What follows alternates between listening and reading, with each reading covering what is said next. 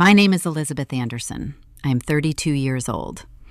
On a standard Tuesday at exactly 10:14 in the morning, the trajectory of my entire life snapped inside a corner office overlooking the San Francisco Bay.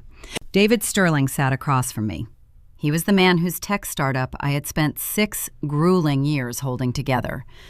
Today, he refused to meet my gaze. He stared instead at a heavy silver paperweight resting on his polished mahogany desk. Between us lay a thick ivory envelope containing a severance agreement, Elizabeth David said. His voice carried the hollow cadence of rehearsed corporate jargon. "We have to let you go. The board feels you have become an ongoing liability to the firm. We received some disturbing information regarding your current mental health. The term emotionally unstable was utilized. I am a lead data architect. I speak in the language of structural integrity server loads and encrypted pipelines.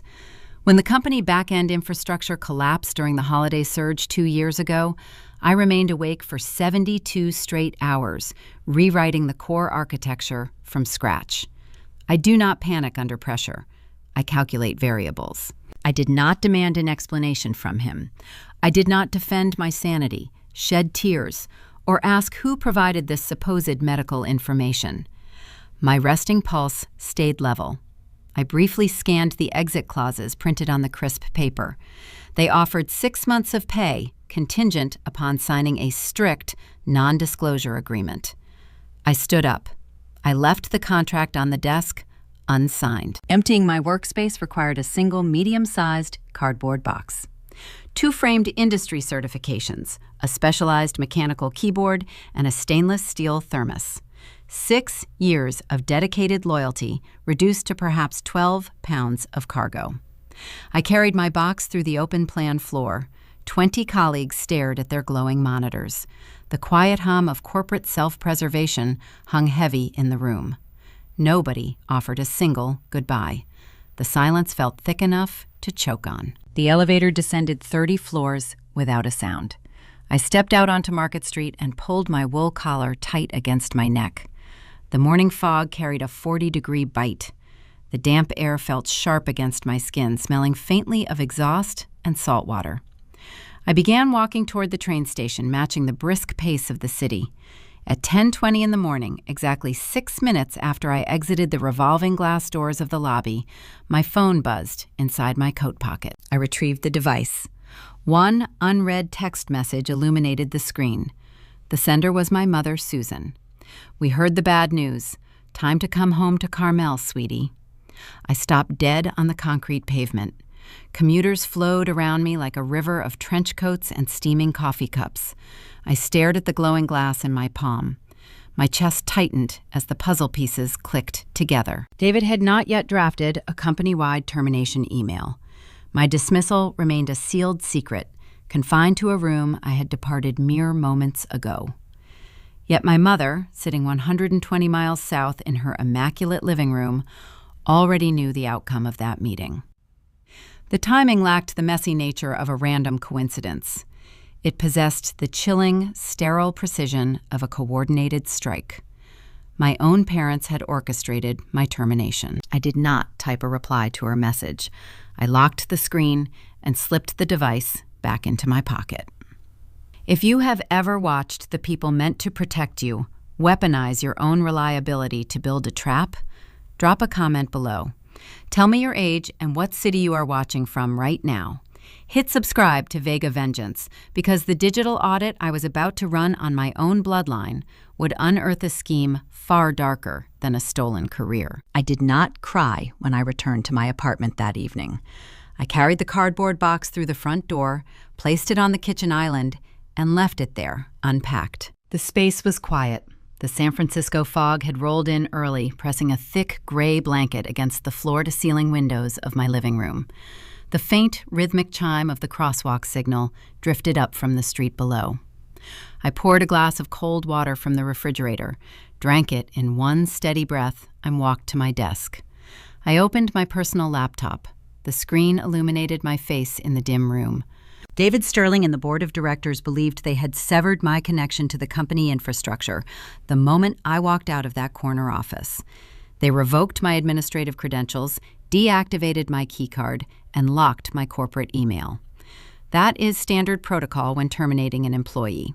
It is a checklist executed by human resources software. But human resources software only controls the front door. I am a data architect. I built the building. When you write the foundational code for a secure network, you weave your own logic into the framework. 3 years ago, during a system migration that threatened to wipe our entire client database, I engineered a dormant encrypted pipeline. It was a fail-safe, a quiet backdoor designed to let me pull the system back online if the main servers ever crashed. I never documented it. You do not document the master key. My fingers found their rhythm on the mechanical keyboard. The clicks sounded sharp and deliberate in the silent apartment. I bypassed the external firewall in less than 4 minutes.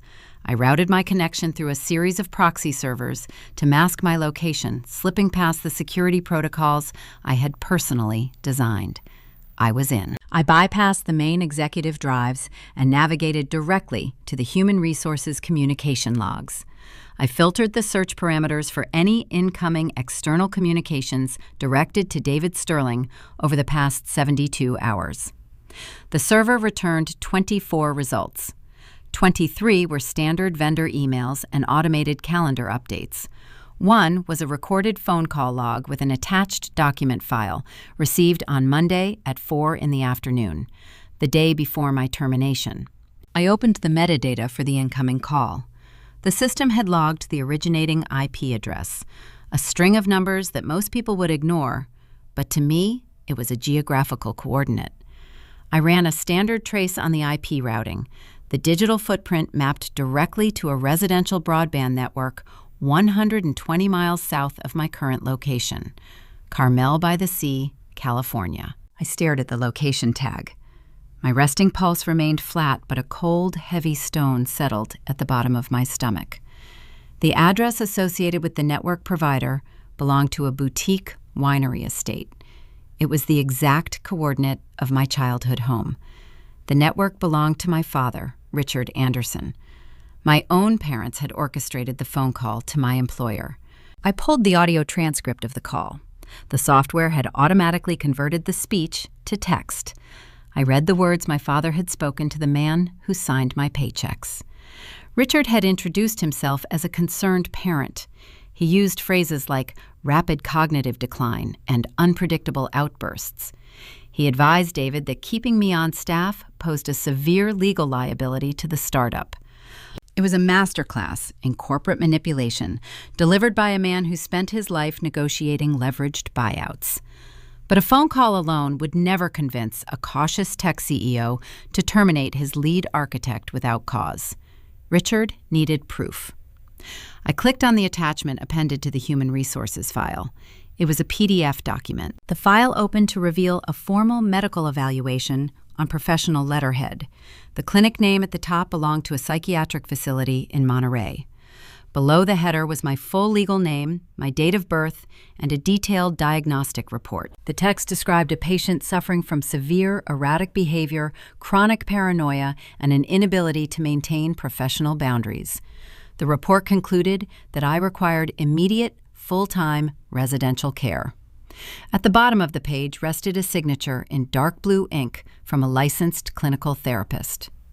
It was a terrifying piece of paper. It was also a flawless forgery. I had not visited a doctor in Monterey since I was a teenager. The clinic listed at the top of the letterhead had closed its doors 3 years ago. The diagnosis was fabricated from thin air. I closed the PDF reader and opened the raw file properties. Documents carry invisible fingerprints. Every time a file is created, saved, or exported, the software quietly records the device information, the operating system, and the registered user profile. I scanned the hexadecimal code. There, buried in the 14th line of the embedded metadata, was the author tag. Created on Victoria's MacBook Pro. I leaned back in my chair. The glow of the monitor reflected in the dark window pane. Victoria, my 28-year-old sister, the golden child who received a brand new silver laptop 2 Christmases ago to support a lifestyle blog she abandoned after 3 weeks. While I paid my own way through college coding late into the night, Victoria spent her 20s finding herself on our parents' credit cards. She had used that same silver laptop to draft the medical document that ended my career. They had engineered my firing with clinical, coordinated precision. Richard provided the authority. Victoria provided the forged documentation. Susan, no doubt, provided the sympathetic motherly tone whenever David asked questions. I looked at the cardboard box sitting on my kitchen island. 6 years of dedicated work dismantled by a single PDF file and a phone call. I stood up and walked to the window. The fog was thick enough to obscure the streetlights. A new question gnawed at the edges of my mind, sharp and insistent. Why? My parents were image-obsessed. They cared about country club optics and the illusion of a thriving winery. Forging a medical document to interfere with a corporate contract was federal wire fraud. It crossed the line from toxic family dynamics into criminal liability. Richard was arrogant, but he was not reckless. He would never risk prison simply to bring his daughter back to Carmel out of spite. There was an underlying variable I had not accounted for, a missing piece of the equation that justified the risk they had taken. I returned to the desk. I opened the raw MIME data of the email package that contained the forged PDF. When an email is sent, the visible headers only show the sender and the primary recipient, but the raw data reveals the entire routing path, including hidden destinations. I scrolled through the dense blocks of code until I found the delivery receipt protocol. Below David Sterling's corporate email address, a second address sat concealed in the blind carbon copy line. My parents had secretly copied someone else on the exact moment they sent the forged evaluation to my boss. I extracted the hidden email address. It did not belong to anyone in my family. It did not belong to a doctor. The domain name traced back to a private server registered in the financial district. It belonged to Marcus Thorne. I recognized the name immediately. Marcus Thorne was not a therapist, a tech executive, or a family friend. He was a 60-year-old estate litigator. He was the senior attorney who drafted the paperwork for my grandmother's multi-million-dollar trust fund. The sabotage had nothing to do with my career. It was never about bringing me home. It was about Grandma Evelyn.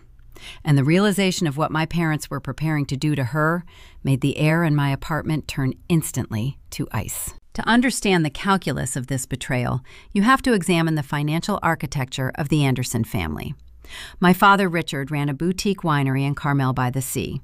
If you looked at the business through the lens of social media, it appeared to be a triumph. He posted photographs of himself standing between rows of pristine grapevines, wearing expensive Italian loafers. He posted pictures of oak barrels and sunset wine tastings. He sold an aesthetic of effortless wealth. But I knew the back end of the operation. The soil on his property yielded bitter harvests. The production costs were suffocating, and the business bled cash every single quarter. Richard was not a successful vintner. He was a man drowning in debt while purchasing expensive stemware to serve his guests. My mother, Susan, functioned as his perfect counterpart. She performed the role of the worried matriarch with the precision of a stage actor. She wore neutral cashmere sweaters, kept her hair flawlessly styled, and possessed a remarkable talent for sighing heavily whenever the conversation drifted away from her preferred narrative. She curated the family image, ensuring the neighbors and the country club members saw only a devoted couple navigating the minor inconveniences of a privileged life. Then there was Victoria. My 28-year-old sister was the undisputed golden child of the Anderson household. 2 years ago, she decided she needed to find herself. She quit a low-level marketing job after 3 weeks, claiming the fluorescent lighting disrupted her aura. In response, my parents purchased her an $80,000 electric vehicle to ease her stress. She spent her days attending expensive wellness retreats and launching lifestyle blogs that never generated a single dollar of revenue. While Victoria found herself on the California coast, I worked 70-hour weeks. I lived on cold brew coffee and protein bars, staring at dual monitors until my vision blurred. I missed weekend trips and social events to pay off my own student loans, carrying the quiet burden of my own independence. I never asked my parents for a dime.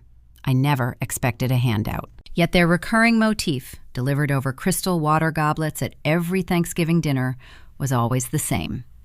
Susan would tilt her head, offer a sympathetic smile to whoever was sitting nearby, and say, "Elizabeth just needs to settle down and let us take care of her." It sounded warm to outsiders. It sounded like the embrace of a loving family. But it was a skeleton key. They used that phrase to excuse their control and diminish my achievements.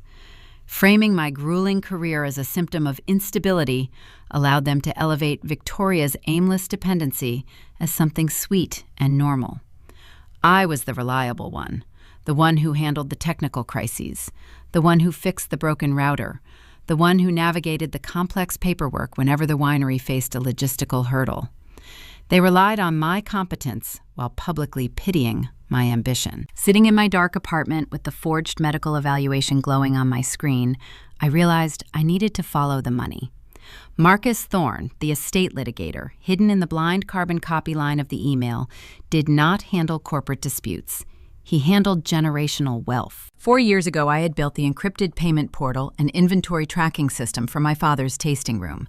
I did it over a holiday weekend to save him the exorbitant fees of a third-party developer.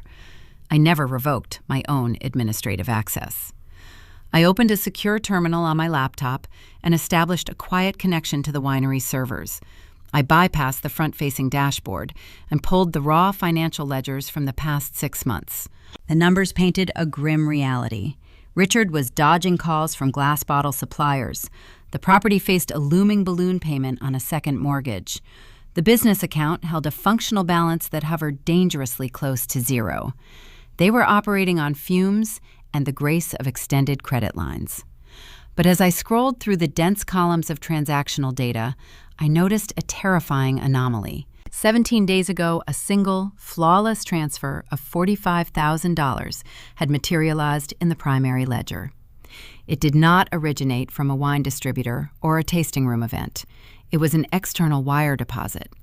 And less than 4 hours after the funds hit the account, the entire sum was routed outward to pay off Victoria's premium credit card balance. I pulled the associated credit statement. My sister had accumulated a staggering mountain of revolving debt. The itemized charges told a story of reckless entitlement. First-class flights to Tulum, charges from luxury boutiques in Beverly Hills, thousands of dollars spent at high-end wellness spas. She had swiped the plastic until the bank cut her off. And my parents, supposedly buried under the financial weight of a failing vineyard, had bailed her out in one swift motion. You cannot squeeze water from a dry stone. You cannot squeeze $45,000 of liquid capital from a business that cannot afford to pay its glass vendor. I isolated the routing number of the incoming wire transfer. I cross-referenced the digits against the Federal Banking Registry. The funds did not originate from a business loan or a secret investor. The routing code belonged to a private wealth management institution, a bank that specialized in senior trusts and estate preservation. The cold stone in my stomach turned to ice. The answer lay 120 miles south, sitting in a room that smelled of lavender and expensive antiseptic. My grandmother Evelyn was 78 years old. She was my mother's mother, a sharp, formidable woman who had built her own fortune in real estate long before Richard ever purchased his failing vineyard. 6 months ago, my parents had abruptly moved Evelyn from her beautiful home into a luxury assisted living facility in Monterey. They claimed she had suffered a rapid and severe cognitive decline. They used the word dementia with mournful, lowered voices. They restricted her visitors, citing doctor recommendations for a low-stimulation environment. I had accepted their narrative because I was buried under the weight of my own corporate responsibilities. I trusted them to manage her care. Evelyn possessed an estate valued at over $6 million. She also possessed a very specific legal document. Years ago, recognizing the financial incompetence of her own daughter and son-in-law, Evelyn had designated me as her legal power of attorney. I was the sole executor of her affairs. However, that authority hinged on a strict stipulation. I had to remain gainfully employed and financially independent. The clause was designed to ensure the executor was stable and capable of rational management. If I were ever deemed unfit, unemployed, or emotionally compromised, the legal control of the $6 million trust defaulted directly to Susan and Richard. The entire architecture of the betrayal laid itself bare across my monitors. My parents had not risked federal wire fraud to bring me home to Carmel. They had not bribed David Sterling and forged a psychological evaluation out of spite. They systematically destroyed my 6-year career to trigger the default clause in Evelyn's trust. By rendering me unemployed and branding me unstable on paper, they stripped me of my legal standing. They were removing the only reliable obstacle standing between their failing winery and my grandmother's fortune. The $45,000 payment to Victoria was just the beginning. It was a test run, a small extraction from an unguarded vault. I stood up from the desk. The silence of the San Francisco apartment felt different now. It was no longer the silence of a woman who had just lost her job. It was the silence of a perimeter being breached. I walked to my bedroom closet and pulled a small leather overnight bag from the top shelf. I packed 3 changes of clothes, my backup hard drive, and a portable battery bank. I grabbed the keys to my car. It was midnight, and the coastal fog was thick enough to swallow the headlights, but I did not care. I was not going to write an angry email. I was not going to call my mother and demand an explanation. I was going to secure the asset. It was time to visit Grandma. The drive down the Pacific Coast Highway took 2 hours. The coastal fog clung to the asphalt thick and heavy, swallowing the headlights of my car. I kept the radio off. The only sound was the rhythmic thud of the tires against the lane dividers whenever the road curved toward the ocean. I needed the silence. I needed the space to organize the raw data swirling in my head. My parents had wired $45,000 to cover my sister's credit card debt, utilizing an account routed through a private wealth management firm, the firm that managed the estate of Evelyn Anderson. I arrived in Monterey just after 2 in the morning. The facility was called Cypress Pines. It sat back from the main road, hidden behind a row of tall hedges and an imposing wrought iron gate. It did not look like a hospital. It looked like a luxury country club. The architecture featured imported stone manicured gardens illuminated by soft amber spotlights and a sprawling circular driveway. This was the kind of place where wealthy families deposited their elders when the burden of care became inconvenient. They paid exorbitant monthly fees to ensure the surroundings looked like a 5-star resort, a visual anesthetic designed to soothe their own guilt. I parked near the visitor entrance and walked inside. The lobby was silent, carpeted in thick wool that absorbed the sound of my footsteps. A night nurse sat behind a curved mahogany reception desk, bathed in the glow of a computer monitor. I approached the counter and presented my driver's license alongside a folded piece of paper. The paper was a notarized copy of my power of attorney designation. The nurse inspected the document, her eyes darting between my face and the embossed seal. She pressed a button under the desk, unlocking the heavy double doors leading to the residential wing. She told me room 412 at the end of the east corridor. I walked down the hallway. The air here felt different. It was climate-controlled and sterile. The distinct scent of lavender attempted to mask the underlying odor of expensive antiseptic. It was the smell of managed decline. My parents had isolated my grandmother in this environment 6 months ago.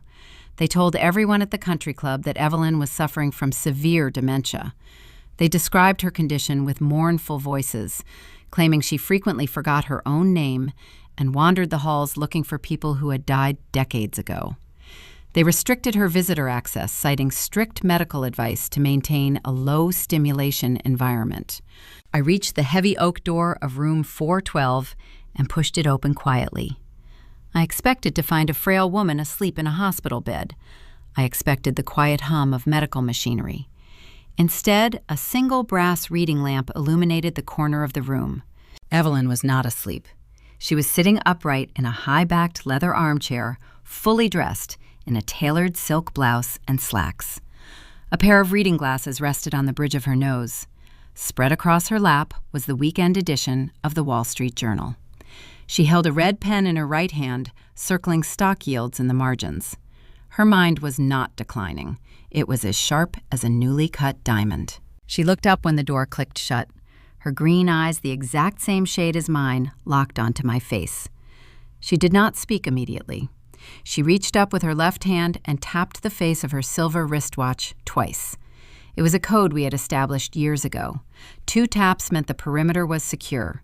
It meant the nurses were not lingering outside the door, and the room was safe for unregulated conversation. I pulled up a small wooden chair and sat directly across from her. I kept my voice pitched low, barely above a whisper. "You look well, Grandma."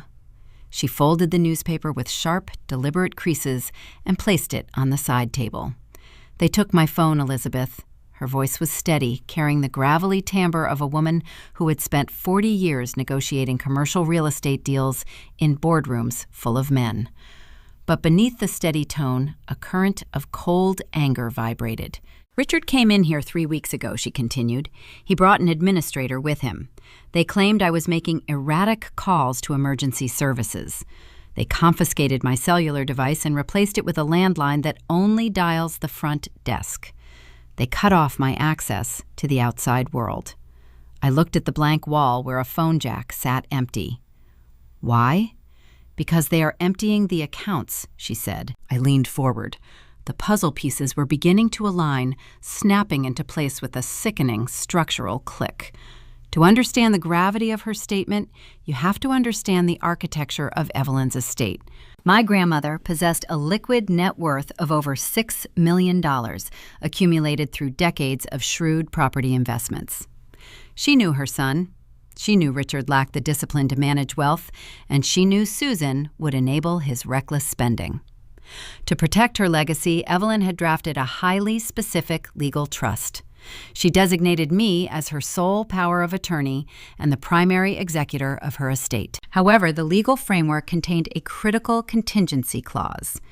The attorneys who drafted the document insisted on a protective stipulation.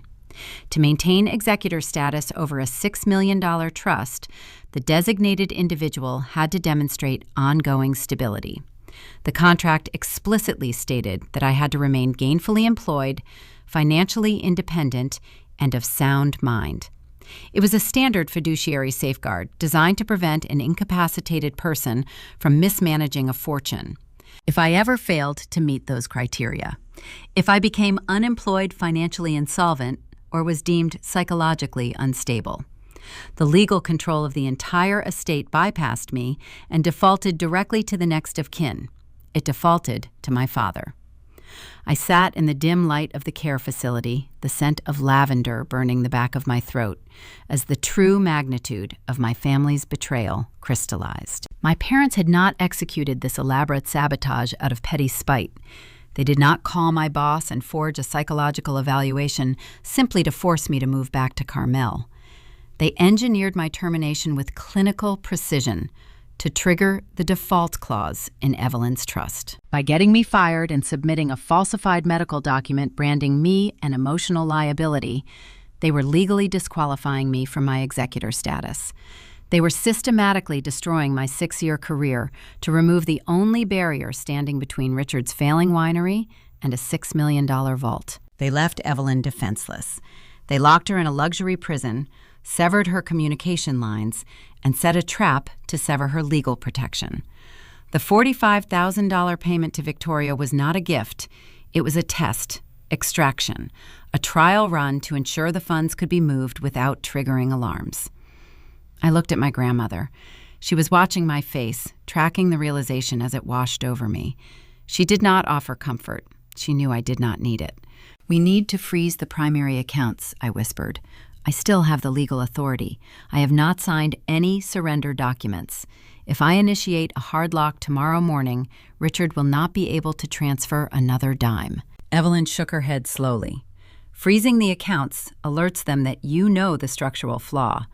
Richard will accelerate his timeline.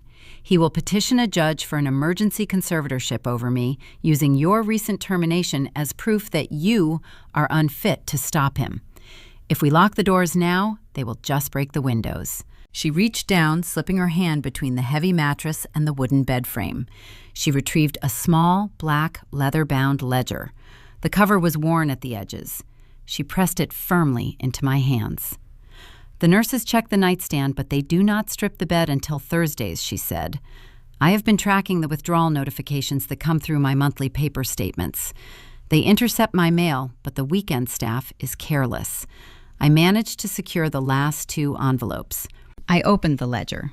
The pages were filled with Evelyn's meticulous cursive, columns of dates, routing numbers, and substantial 6-figure deductions. "You cannot just freeze the accounts, Elizabeth," she whispered, her green eyes reflecting the brass light.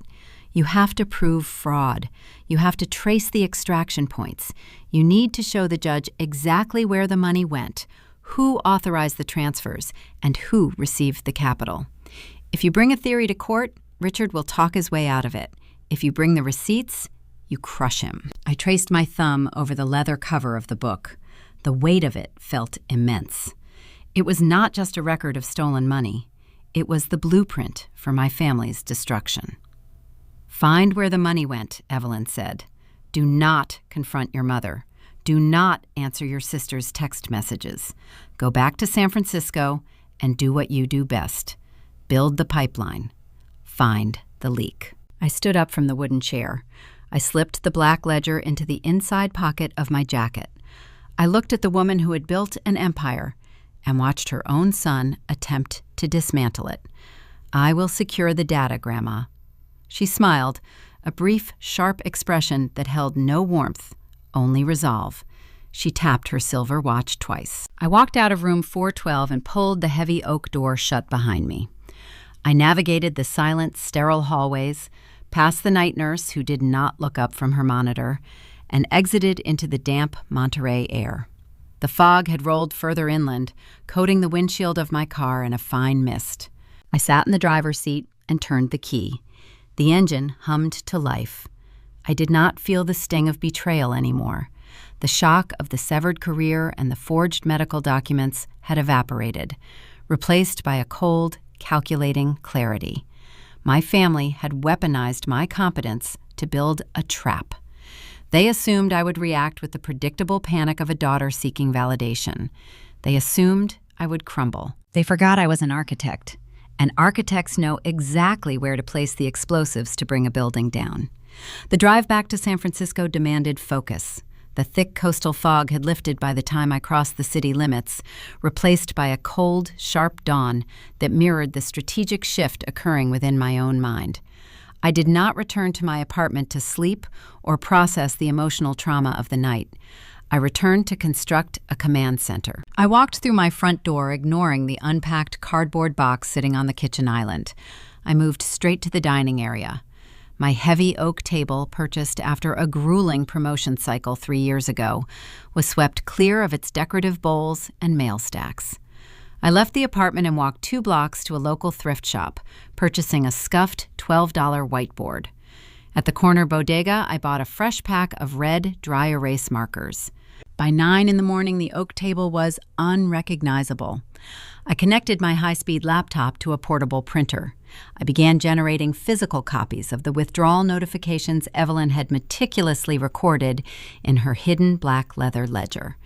The printer whirred, spitting out sheet after sheet of financial history. I'm an architect of digital networks. When a complex server infrastructure experiences a critical failure, professionals do not panic. We isolate the compromised nodes, map the underlying structural dependencies, and trace the breakdown directly to its point of origin. I applied this exact, emotionless methodology to my own bloodline. I treated my family's elaborate betrayal like a rigorous corporate audit. The printed numbers arranged themselves into a terrifying, undeniable pattern. Over the previous 3 weeks, a series of rapid, escalating withdrawals had bled out of Evelyn's primary trust account. The memo lines attached to these transfers were uniformly sterile, designed to evade casual scrutiny. They read advanced medical consulting and specialized cognitive care fees. I tallied the individual amounts using a red marker on the thrift store whiteboard. $12,000 here, $24,000 there. A staggering $50,000 extraction executed just 4 days prior. The grand total sat at the bottom of the board, circled twice in red ink. $200,000. My parents had siphoned $250,000 from an elderly woman under the guise of fictional healthcare expenses. I needed to identify the final destination of this capital. A luxury assisted living facility in Monterey charges exorbitant monthly rates, but they do not process payments through opaque external wire transfers. I ran the routing digits through a secure financial tracking database I regularly utilized for corporate risk modeling. The funds were not landing in a hospital operating account. They were not compensating neurologists or specialized nursing staff. The capital was filtering directly into a limited liability company, a shell corporation registered in the state of Delaware. Delaware is notorious for its favorable corporate secrecy laws, offering a thick veil of anonymity to individuals wishing to obscure their financial footprints. Richard Anderson, a man drowning in debt from a failing boutique winery, was moving stolen trust funds across state lines to wash the money. I poured a fresh cup of dark roast coffee, preparing to penetrate the Delaware corporate registry to unmask the true ownership of the shell entity. My fingers hovered over the mechanical keyboard, ready to initiate the trace. Before I could type a single command, 3 sharp, rhythmic knocks echoed through my silent apartment. I checked the digital clock on my monitor. It was exactly 8 in the morning on a Thursday. I was not expecting a package delivery, and the building concierge usually called ahead to announce any unexpected visitors. I walked to the front entrance and looked through the brass peephole. A man, wearing a faded gray windbreaker and carrying a thick manila envelope, stood in the hallway. He shifted his weight from one foot to the other, looking entirely bored. I unlatched the heavy deadbolt and pulled the door open. "Elizabeth Anderson?" he asked, checking a printed dispatch clipboard. "Yes," I replied, keeping my tone neutral. He thrust the thick manila envelope toward my chest. "You have been served." He turned on his heel and walked toward the elevator bank before I could formulate a response or ask a single question. I carried the heavy envelope back to the kitchen island, the paper rough against my fingertips. I broke the adhesive seal and extracted a dense stack of legal papers. The header on the very first sheet bore the official seal of the California Superior Court Probate Division. It was an emergency court summons. The primary petitioners listed were Richard and Susan Anderson. The subject of the legal filing was Evelyn Anderson. My parents had initiated an aggressive legal motion to establish an immediate, involuntary conservatorship over my grandmother. They were petitioning a sitting judge to strip Evelyn of her remaining civil liberties and grant Richard total, unilateral control over her physical person and her entire $6 million estate. I flipped to the supporting exhibits appended to the back of the petition. The justifications they provided were an exercise in weaponized fiction. Exhibit A detailed the supposedly declining cognitive state of the proposed conservatee, citing fabricated incidents of Evelyn wandering the facility halls and failing to recognize her own son during visits. Exhibit B was the kill shot. It was a formal petition to revoke my status as the legally designated power of attorney. The grounds for removal were explicitly stated in bold typography across the center of the page. The current executor, Elizabeth Anderson, has experienced a sudden and unexplained termination from her long-term employment. Furthermore, recent medical documentation indicates severe emotional instability, rendering her unfit to fulfill her fiduciary duties. Appended directly behind that statement was the exact same forged psychological evaluation they had used to orchestrate my firing. The file created on Victoria's silver laptop had been printed and submitted as factual evidence in a court of law. I stared at the crisp white pages. The air in the room felt thin, tight in my lungs. The court hearing was scheduled for Monday morning at 9 o'clock. If I failed to appear, or if I failed to systematically disprove their claims, the judge would sign the order. The default clause embedded in Evelyn's trust would trigger automatically. Richard would gain the keys to the kingdom by the time the banks opened on Monday. The trap was closing with terrifying speed. They had engineered a compressed timeline designed to suffocate my options before I could mount a proper legal defense. I walked back to the war room, dropping the summons onto the oak table. The red numbers on the whiteboard seemed to pulse under the glow of the overhead lights. $200,000 stolen, a conservatorship hearing in 4 days, a forged medical document acting as the structural linchpin to the entire conspiracy. I needed undeniable leverage. I needed to understand the hidden mechanics of the Delaware Shell Corporation holding the stolen capital. If I could link that specific entity directly to Richard, I could prove he was actively embezzling funds, a revelation that would instantly derail his petition for conservatorship and expose his criminal intent. I sat back down at the laptop. I bypassed the standard public business search portals, utilizing a specialized legal database to pull the raw incorporation filings for the Delaware company. Shell companies are specifically designed to hide true owners, often utilizing third-party registered agents to sign the foundational paperwork. A registered agent serves as the public face of the hidden entity, shielding the actual beneficiaries from public records. The scanned document loaded onto my high-resolution screen. I scrolled past the boilerplate legal jargon and the standard indemnity clauses, searching for the final signature block. I expected to find the name of a faceless corporate attorney or a specialized registration firm operating out of a Wilmington strip mall. Instead, a very familiar name sat printed in crisp black ink on the registered agent line. David Sterling, my former boss. The tech startup executive who had sat across from me in a glass-walled corner office 48 hours ago, refusing to meet my gaze while he handed me a severance package and cited my alleged instability. David Sterling was not just a naive recipient of a concerned phone call from my manipulative father. He was the registered agent for the shell company absorbing my grandmother's stolen wealth. I stared at the name printed in crisp black letters across the Delaware corporate registry screen. David Sterling. The characters seemed to detach themselves from the glowing monitor and burn directly into my retinas. My former employer had not terminated my contract because a concerned father called him with a fabricated medical report. He had not escorted me out of the building out of an abundance of caution for his tech startup. David Sterling had fired me because he was actively on my family payroll. My parents had bribed my boss. They had handed him $200,000 of stolen capital to eliminate me removing the only legal obstacle standing between their failing winery and my grandmother's $6 million estate. I leaned back in my desk chair. The San Francisco fog pressed heavy and thick against the glass panes of my living room windows, a wall of gray obscuring the city below. The sheer audacity of the crime washed over me, cold and suffocating. David liked to project the image of a Silicon Valley visionary. He wore expensive neutral-toned sweaters, drank imported matcha, and spoke endlessly in board meetings about disrupting the tech landscape. But beneath that polished venture capital veneer, his company was hemorrhaging cash. He needed urgent liquidity to cover his operating costs, and my father needed a willing accomplice with the authority to sever my employment. They had found each other in the dark, mutually desperate, and entirely devoid of ethics. My phone illuminated on the desk beside my keyboard. A notification badge flashed on the screen.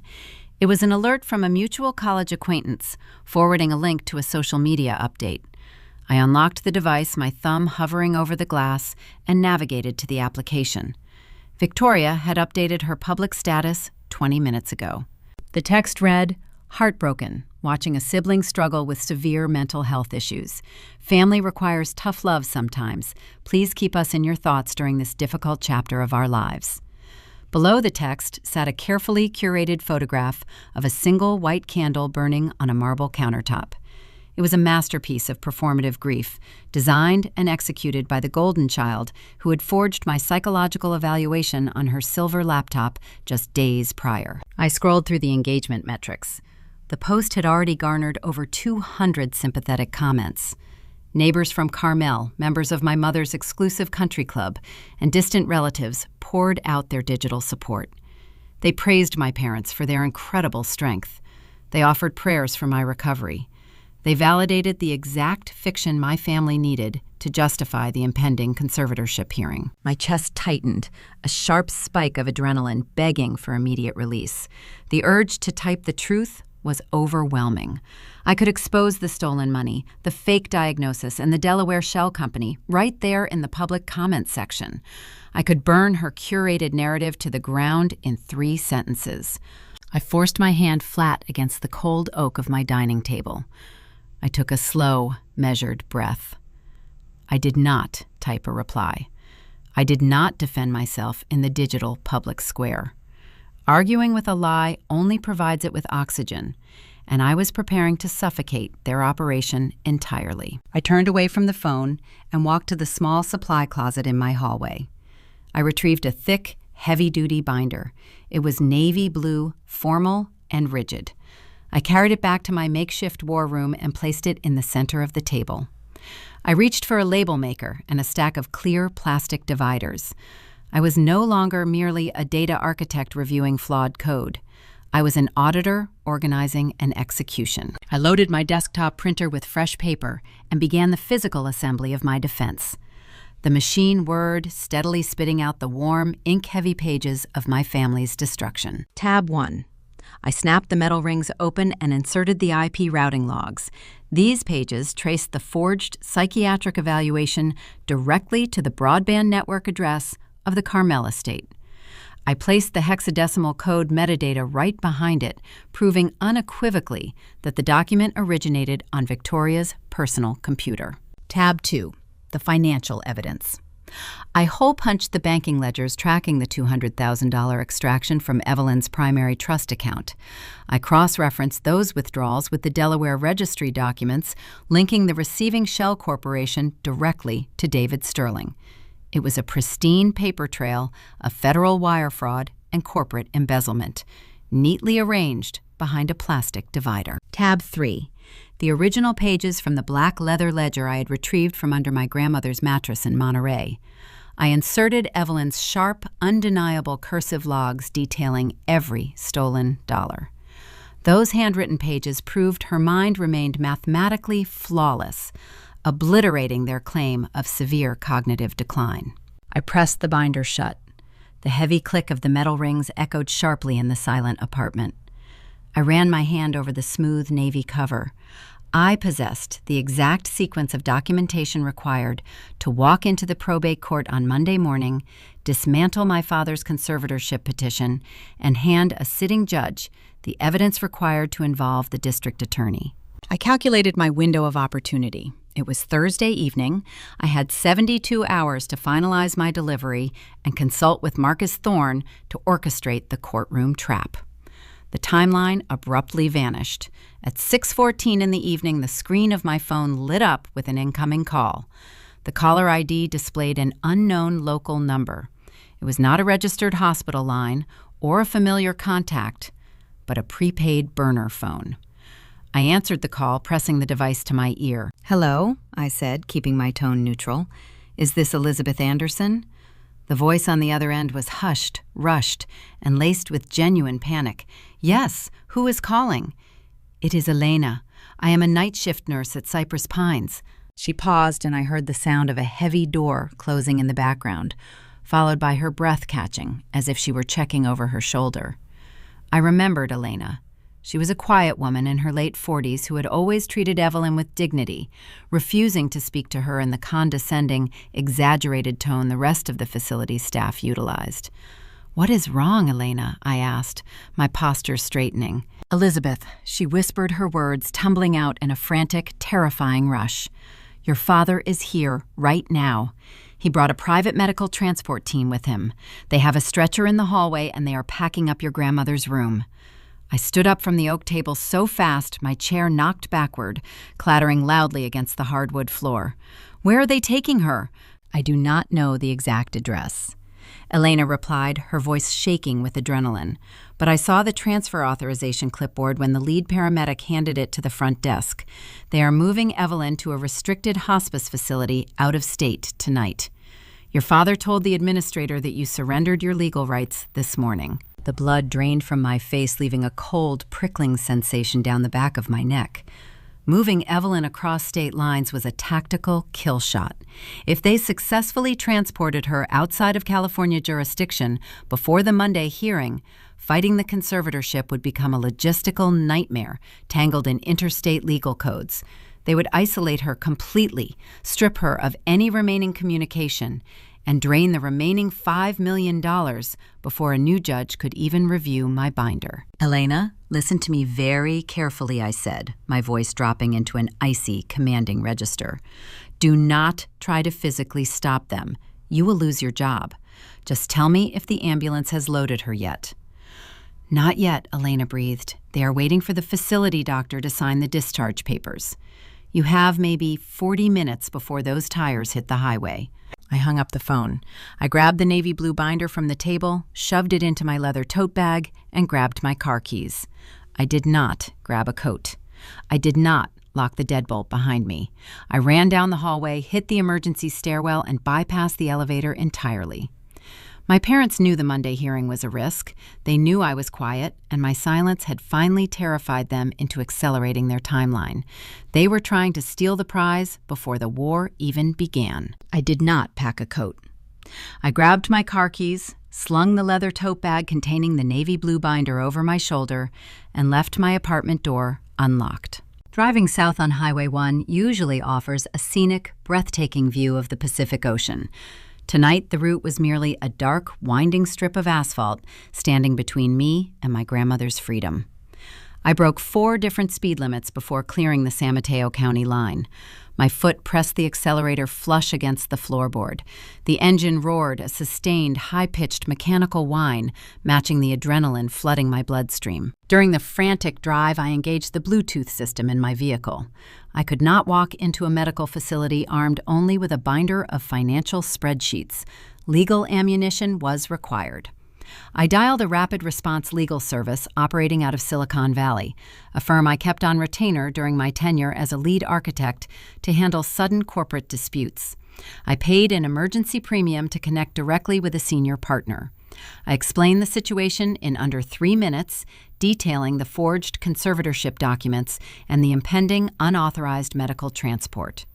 Before reaching Santa Cruz, the attorney drafted a formal cease and desist order, citing federal elder abuse statutes and my current legally binding status as power of attorney. He emailed the document to my secure server. I routed it to a 24-hour printing kiosk located just off the freeway exit in Monterey. I lost exactly 6 minutes retrieving the freshly printed legal document. It was a minor delay providing the exact leverage needed to halt an abduction. I arrived at Cypress Pines just as dusk settled over the coastal town. The fading sunlight cast long, menacing shadows across the manicured lawns. As I pulled into the circular driveway, my headlights swept across the side entrance of the building. There, idling quietly next to the loading doors, sat a private medical transport ambulance. The vehicle lacked standard emergency markings, displaying only a discreet corporate logo on the side panel. The rear doors stood wide open, a mechanized stretcher already lowered and waiting on the concrete. I parked my car diagonally across 2 visitor spaces, cut the engine, and grabbed my tote bag. I pushed through the heavy glass doors of the main lobby. The environment was starkly different from my midnight visit. The space felt chaotic, filled with the murmurs of evening shift changes. I spotted my targets immediately. My father, Richard, and my mother, Susan, stood near the reception desk. They were flanking the head facility administrator, a tall man wearing a tailored suit who looked increasingly uncomfortable. Richard held a thick stack of papers in his right hand. He tapped the pages forcefully against the mahogany counter, leaning into the administrator's personal space. Even from 40 feet away, I recognized the document. It was the forged conservatorship petition. Richard acted as if the judge had already signed the order, utilizing his inherent corporate arrogance to bulldoze the facility staff into compliance. He demanded they release my grandmother into his custody based on a legal fiction. I did not sprint across the lobby. I did not scream my parents' names or cause a dramatic scene. Panic is the language of the powerless, and I possessed all the power in this room. I adjusted the strap of my tote bag. I walked directly toward the reception desk. The lobby floor consisted of polished marble, and my heels struck the surface with a sharp, rhythmic click. The sound echoed through the high-ceilinged space, cold and deliberate. Susan noticed me first. Her eyes widened, darting from my face to the glass doors behind me, as if searching for an explanation of how I arrived so quickly. She tugged on Richard's sleeve. My father turned around. The confident, commanding sneer he had directed at the administrator vanished, replaced by a sudden, rigid tension. He straightened his posture, instinctively gripping the forged documents tighter. I ignored both of them. I walked straight past my parents, leaving a foot of air between us, and stopped directly in front of the head administrator. I reached into my bag and extracted the crisp, freshly printed legal document. I placed it flat on the mahogany counter, sliding it precisely until it rested over Richard's forged paperwork. "This transport is illegal," I stated. My voice was entirely deadpan, stripped of any familial emotion. The administrator looked down at the paper, then back up at me, his brow furrowing in confusion. "I am Elizabeth Anderson." I continued maintaining unwavering eye contact with the facility director. "I am the legally designated power of attorney for Evelyn Anderson. You have been presented with a petition for conservatorship that has not been approved by any sitting judge. Furthermore, the petition relies on fraudulent medical documentation. This facility is now officially under investigation for facilitating an unauthorized interstate transfer of a vulnerable adult. If you allow that patient to leave this building, you will be named as a co-conspirator in a federal wire fraud and elder abuse indictment." The administrator blanched. He stepped backward, physically distancing himself from Richard and the paperwork on the desk. Richard's face flushed a dark, mottled red. The veins in his neck strained against his expensive silk collar. He could not accept being dismantled in front of an audience. "She is unstable," my father yelled, his voice booming across the quiet lobby. He pointed a trembling finger directly at my face. "Do not listen to a word she says. Look at her. She just lost her job. She is unemployed, and she is losing her mind. She belongs in a psychiatric ward, not managing an estate." Right on cue, Susan initiated her performance. She pressed her hands against her cheeks, her face twisting into an expression of profound theatrical agony. She produced a tissue from her cashmere cardigan and began dabbing at her dry eyes. "Oh, Elizabeth," Susan wailed, ensuring her voice carried to the nurses stationed down the hallway. "Why are you doing this to us? We are just trying to help your grandmother. Please, you need to seek professional help. We love you so much, but you are not well." It was the exact same script they had utilized to manipulate David Sterling, the concerned patriarch and the heartbroken mother, desperately trying to manage a deeply troubled daughter.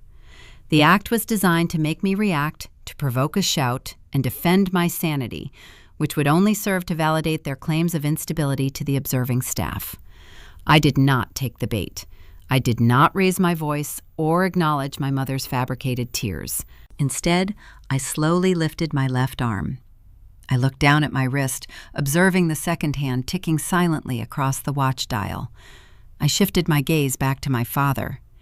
"You have exactly 60 seconds to walk outside and cancel that private ambulance, Dad," I said. The temperature in my voice plummeted, carrying the clinical chill of a morgue. Richard scoffed, attempting to maintain his facade of control. "You cannot threaten me, Elizabeth. You have nothing. You are a fired data architect waving a meaningless piece of paper." I unzipped the main compartment of my tote bag. I reached inside and pulled out the heavy navy blue binder. I let it drop onto the mahogany desk. The dull thud of the metal rings striking the counter sounded like a gavel falling. "This binder contains the IP routing logs, proving Victoria forged that psychological evaluation on her personal laptop," I said, keeping my tone perfectly measured. "It also holds the financial ledgers detailing the $200,000 you siphoned from Evelyn's trust over the past 3 weeks. Furthermore, it contains the Delaware corporate registry documents verifying those stolen funds were routed directly to a shell company managed by David Sterling." Richard stopped breathing. His hand, still pointing at me, slowly lowered to his side. The dark flush drained from his face, leaving him looking sickly and pale. Susan's theatrical crying ceased instantly. She lowered the tissue, her mouth hanging slightly open in genuine shock. "If you do not dismiss that transport team right now," I continued, my eyes locked onto Richard's terrified expression, "I will walk outside and hand these wire transfer logs to the Monterey police officers I requested to meet me in the visitor parking lot. They will not ask for a conservatorship hearing. They will simply arrest you for embezzlement." I looked at my watch again. 45 seconds, Dad. Make your choice. The silence in the lobby became profound. The facility administrator backed away completely, picking up a desk phone and signaling to security. My father stared at the navy blue binder resting on the counter. He understood the math. He knew I did not bluff. He knew I possessed the technical capability to trace every hidden dollar he had taken. Richard did not argue. He did not issue another threat or call me unstable.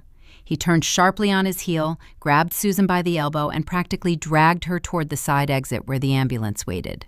I stood at the desk and watched them instruct the paramedics to pack up the equipment. The transport team loaded the empty stretcher back into the vehicle, closed the heavy doors, and drove away into the gathering darkness. My parents retreated to their luxury sedan, speeding out of the circular driveway without looking back. I had won the skirmish. I secured the perimeter and protected my grandmother from immediate abduction. But as I watched their taillights disappear down the coastal road, my phone buzzed inside my pocket.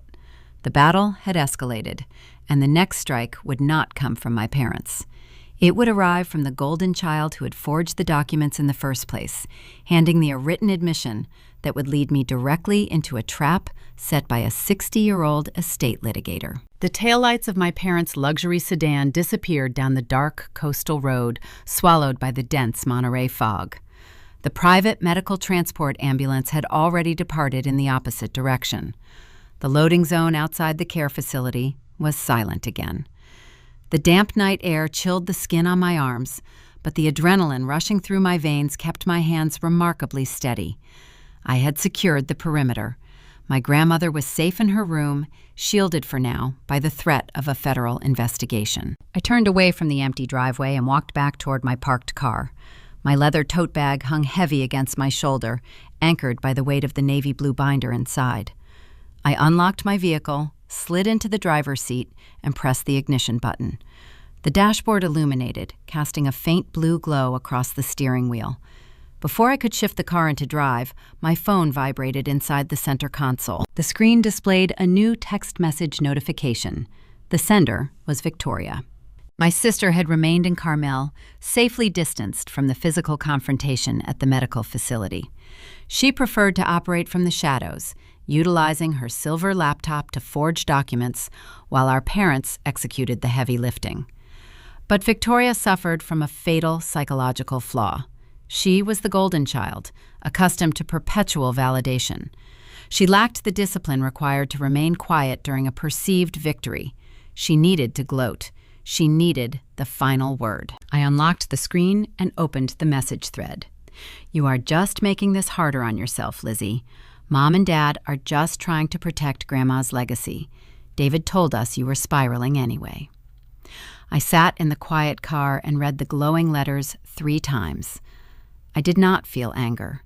I felt the profound, chilling thrill of an auditor watching a target hand over the master key. Victoria used my childhood nickname, a calculated tactic designed to shrink my authority and remind me of my subordinate place within the family hierarchy. She repeated the fabricated narrative about protecting our grandmother. But the final sentence was the blunder that would ultimately dismantle their entire operation. "David told us you were spiraling anyway." She put his name in writing. In her arrogant attempt to wound my pride, Victoria had established a direct, undeniable link between the Anderson family and the chief executive officer who had terminated my employment 48 hours ago. She provided written admission of a coordinated conspiracy. A phone record shows that a call occurred. A bank ledger shows that money moved. But a text message citing the co-conspirator by name establishes intent and communication. She had just handed me the structural linchpin required to tie the forged medical evaluation, the stolen trust funds, and my fraudulent termination into one cohesive federal crime. I pressed the side buttons on my device. The screen flashed white, capturing the digital confession. I forwarded the image to my secure encrypted server. I drove to the same 24-hour printing kiosk I had utilized earlier that evening. I printed the screenshot on heavy gloss paper. I opened my tote bag, snapped the metal rings of the binder apart, and inserted the fresh page behind the third plastic divider. Item 14. The golden child makes a mistake. I did not drive south to my childhood home in Carmel. I did not return to my apartment in San Francisco to rest.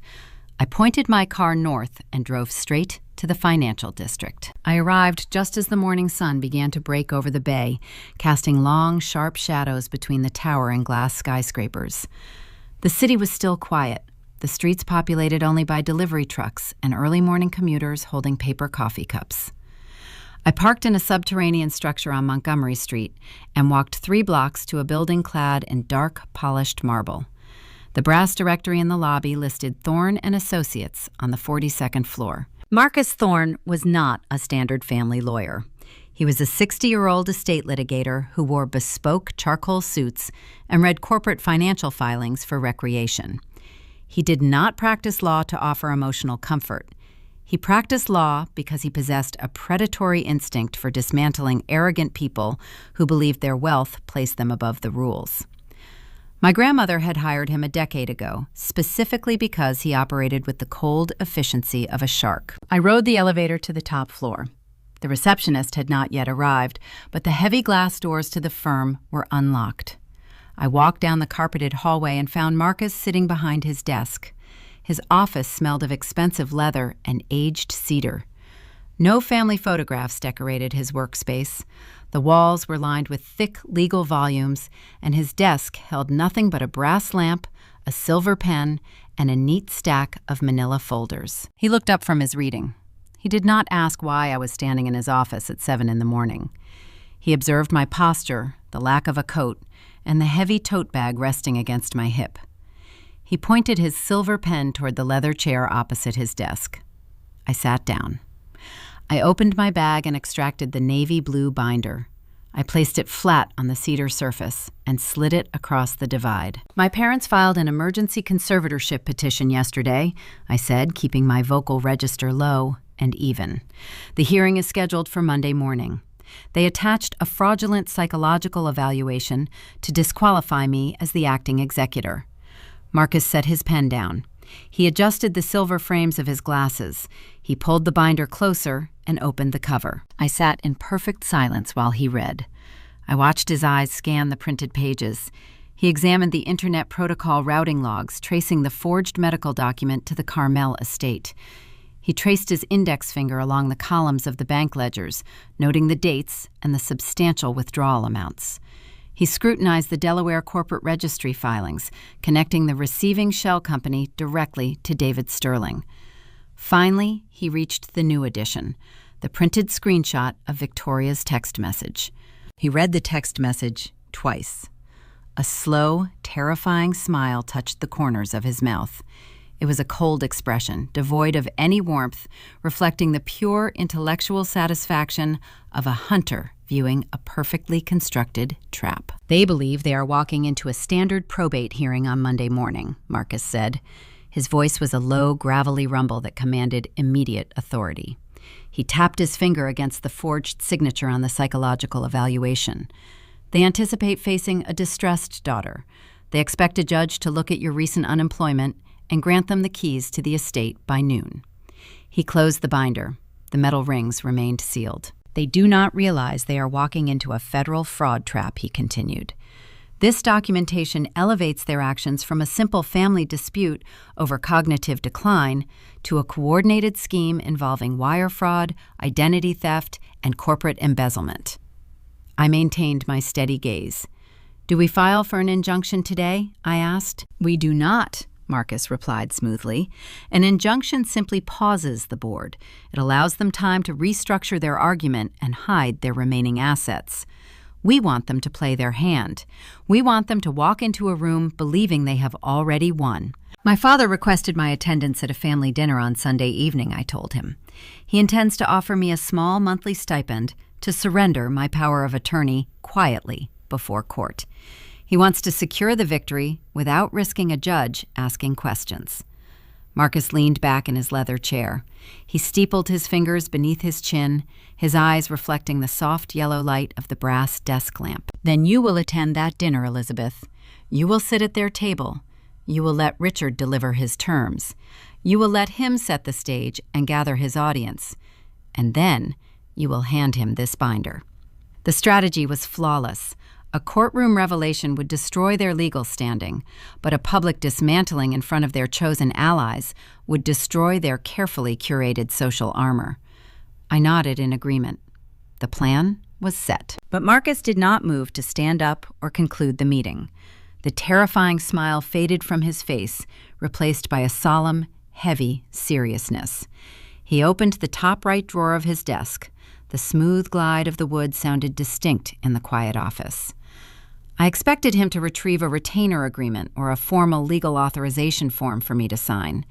Instead, he reached into the dark space and pulled out a thick, rectangular envelope. The paper was heavy, crafted from pale cream stock. A deep red wax seal rested on the back flap, completely unbroken. The surface of the envelope bore no postage stamps and no mailing address. It carried only my name, written in elegant, sharp cursive.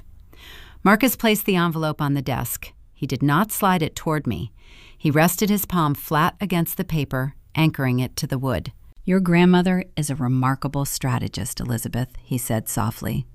The professional detachment in his voice vanished, revealing a profound current of respect. She foresaw Richard's greed long before the winery began to fail. She observed the way Susan enabled his entitlement. She knew that, eventually, when the debts became too heavy, he would attempt to breach the primary estate. He lifted his hand, leaving the cream paper isolated between us. "She gave me this document 5 years ago," Marcus stated. "She instructed me to hold it in a secure vault. She provided strict orders to release it only at the exact moment your father made a direct legal move against the trust." I stared at the envelope. The air in the office suddenly felt incredibly thin. The realization of my grandmother's foresight washed over me. She had known. Sitting in her beautiful home years ago, she had predicted this exact betrayal. She had armed a failsafe and buried it under half a decade of silence. She also stipulated that you are the only person authorized to break the seal, Marcus added. He gestured toward the document. "It is time you read it." I slid my index finger under the heavy red wax seal resting on the cedar desk. The emblem cracked with a dry, brittle snap, breaking a 5-year silence, orchestrated by the sharpest mind I had ever known. Inside the thick cream envelope lay a secondary hidden trust instrument. It was drafted, signed, and notarized half a decade before my father ever considered picking up a phone to forge a medical document. My eyes tracked the dense legal paragraphs translating the financial terminology into structural realities. Grandma Evelyn possessed a terrifying level of foresight. She recognized Richard's inherent greed and his operational incompetence long before his boutique winery began bleeding cash. She knew that eventually he would exhaust his own credit lines, burn through his vendor goodwill, and attempt to breach her primary estate to save his failing image. To counter this inevitable betrayal, my grandmother had engineered a lethal failsafe. She established a parallel financial entity, a shadow trust, fully insulated from the primary accounts my parents were currently draining. The documents in my hand detailed a series of covert, methodical acquisitions. Over the past 3 years, Evelyn had utilized the capital inside this secondary trust to quietly purchase the primary commercial debt on my father's vineyard. She bought the promissory notes from his creditors, consolidating his mounting liabilities under her own hidden corporate umbrella. I stared at the signatures on the debt transfer deeds. The air in the law office felt electric. My father did not just owe money to random glass suppliers and local California banks. He owed his entire existence to his own mother, and by extension to me as her sole executor. He was petitioning a court to steal $6 million from a woman who already owned the paper on his only remaining asset. Marcus Thorne steepled his fingers, watching my face process the tactical reality of the paperwork. The soft yellow light from his brass desk lamp illuminated the cold satisfaction in his eyes. "You are walking into that dinner with the ability to liquidate his business," the attorney murmured, his voice a low gravel rumble. "Let him speak first. Let him arrange his own firing squad." Sunday evening arrived wrapped in a low, heavy coastal mist. My parents had orchestrated their gathering at a premier seafood restaurant in Monterey, an establishment where reservations required a 2-month lead time and entrees cost more than a standard utility bill. They framed the invitation in their text messages as a necessary family intervention. In reality, it was a structured intimidation tactic designed to force my surrender 24 hours before the scheduled conservatorship hearing. I bypassed my formal corporate wardrobe. I selected a plain black shift dress and a structured $30 blazer procured from a vintage rack in the Mission District. I wore flat, quiet shoes. I refused to perform the aesthetics of wealth or project any desperate need for their approval. My armor was the navy blue binder resting heavy inside my leather tote bag, sitting right next to the cream envelope containing Richard's financial ruin. The drive down the coast allowed me time to calibrate my breathing. By the time I handed my keys to the restaurant valet, my pulse rested at a steady, unhurried rhythm. The restaurant overlooked the dark expanse of the Pacific Ocean. Inside, the environment hummed with the insulated, secure energy of the elite class. Soft jazz filtered through hidden speakers.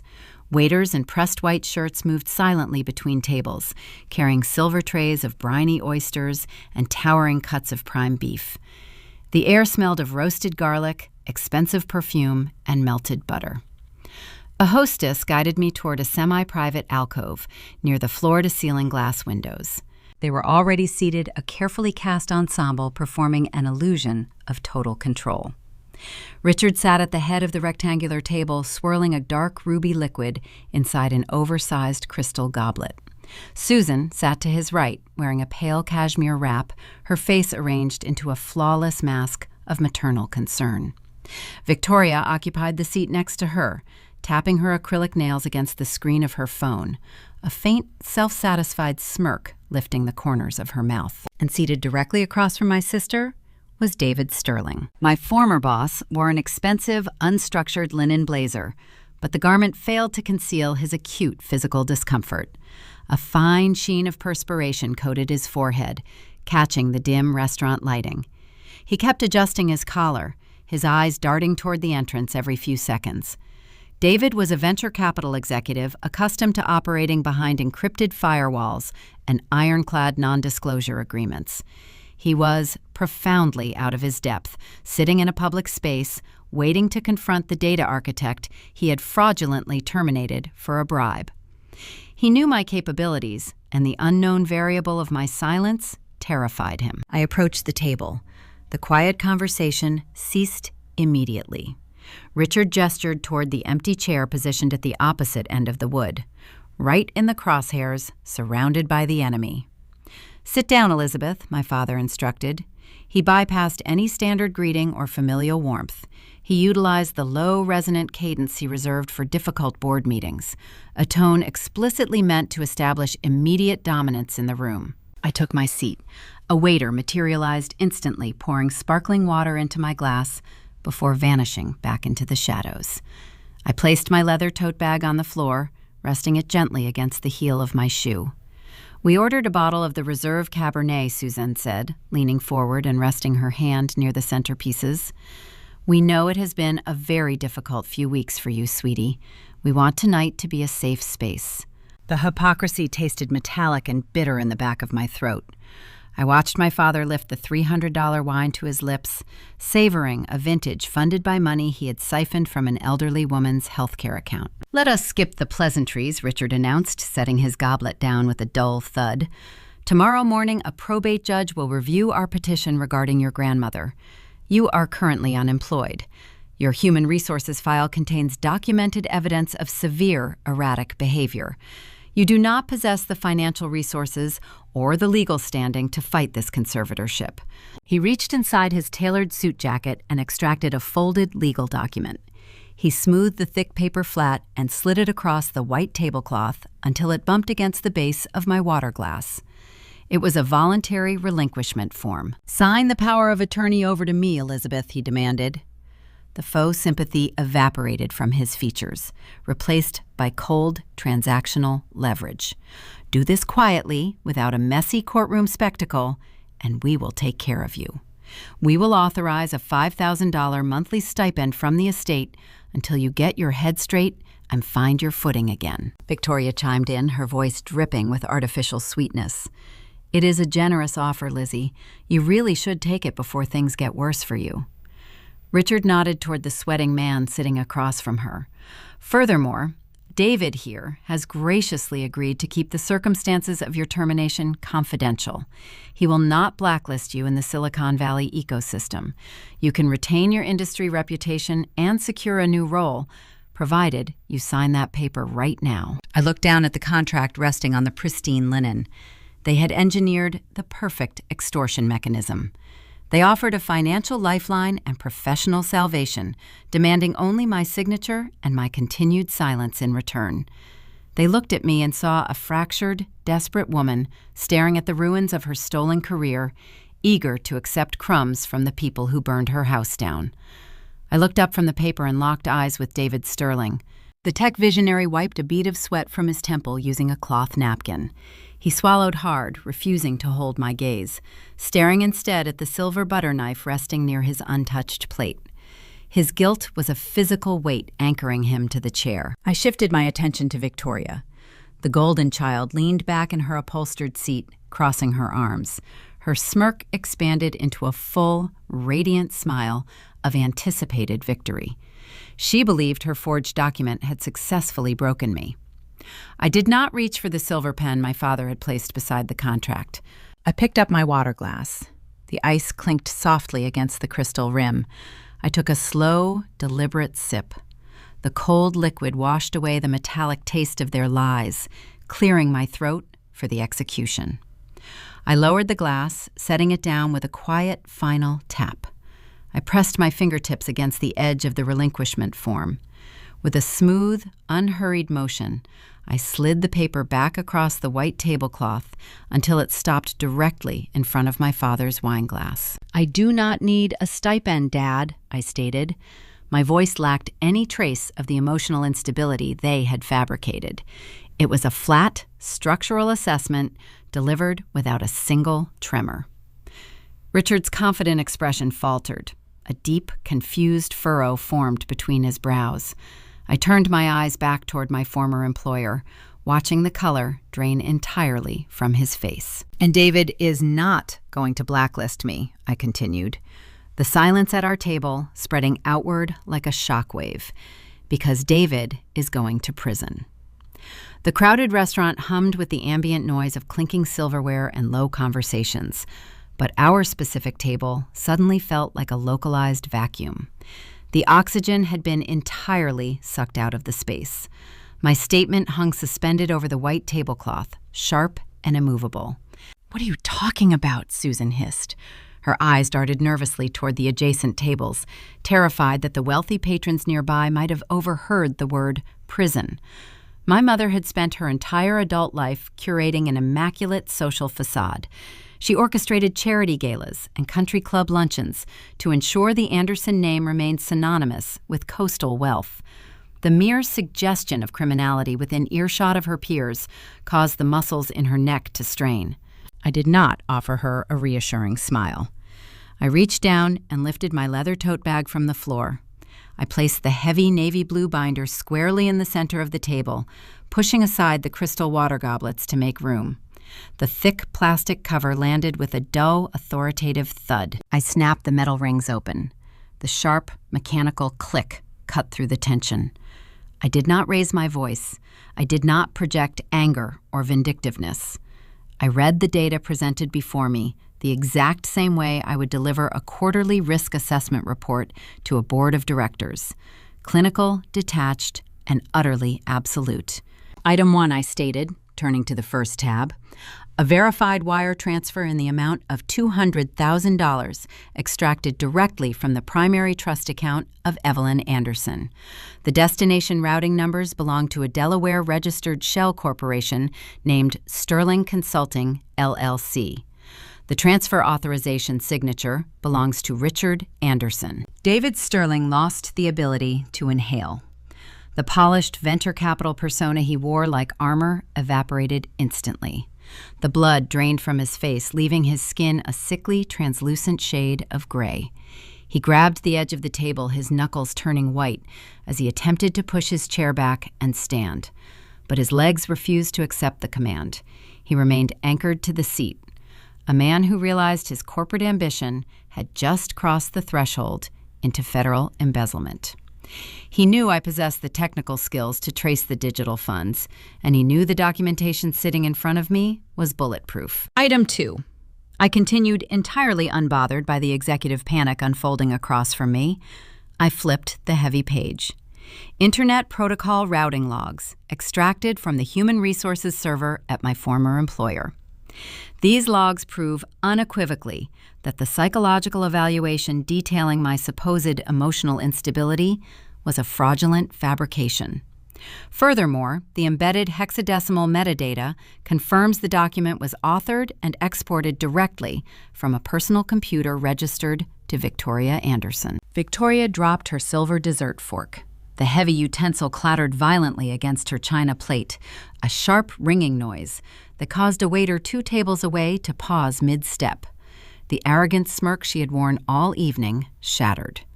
For 28 years, my sister had coasted through life, shielded by our parents' wealth and her own manufactured innocence.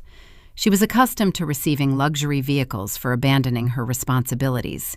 She was not accustomed to facing the legal consequences of felony identity theft and wire fraud conspiracy. Her mouth opened, but her vocal cords paralyzed. She stared at the printed logs as if the numbers were written in a foreign language. I turned to the third divider. I pulled out the glossy printed sheet containing the screenshot of my sister's digital confession. Item 3, I said, sliding the paper toward the center of the table so the overhead lighting caught the text. A written admission of the coordinated conspiracy willingly provided by Victoria less than 48 hours ago. She specifically names David Sterling as a co-conspirator in the plot to terminate my employment, confirming the underlying motive behind the forged medical documentation. My father could no longer contain his fury. The calculated, measured, chief executive facade he utilized to intimidate subordinates crumbled under the weight of undeniable proof. Richard slammed his clenched fist onto the table. The impact rattled the expensive wine glasses, sending a splash of ruby liquid spilling across the pristine white linen. "This is theory," Richard bellowed, his voice rising dangerously close to a shout. He pointed a trembling index finger directly at the binder. "You are waving around printed sheets of paper and playing computer games. You have no actual proof that holds up in a court of law. No judge is going to look at your little tech project and strip a father of his rights to protect his own mother. You are making a massive mistake, Elizabeth." He was desperate. He was attempting to exert the sheer force of his patriarchal authority to bend the reality of the situation back into his favor. He believed that if he shouted loud enough, the facts would simply yield to his demands.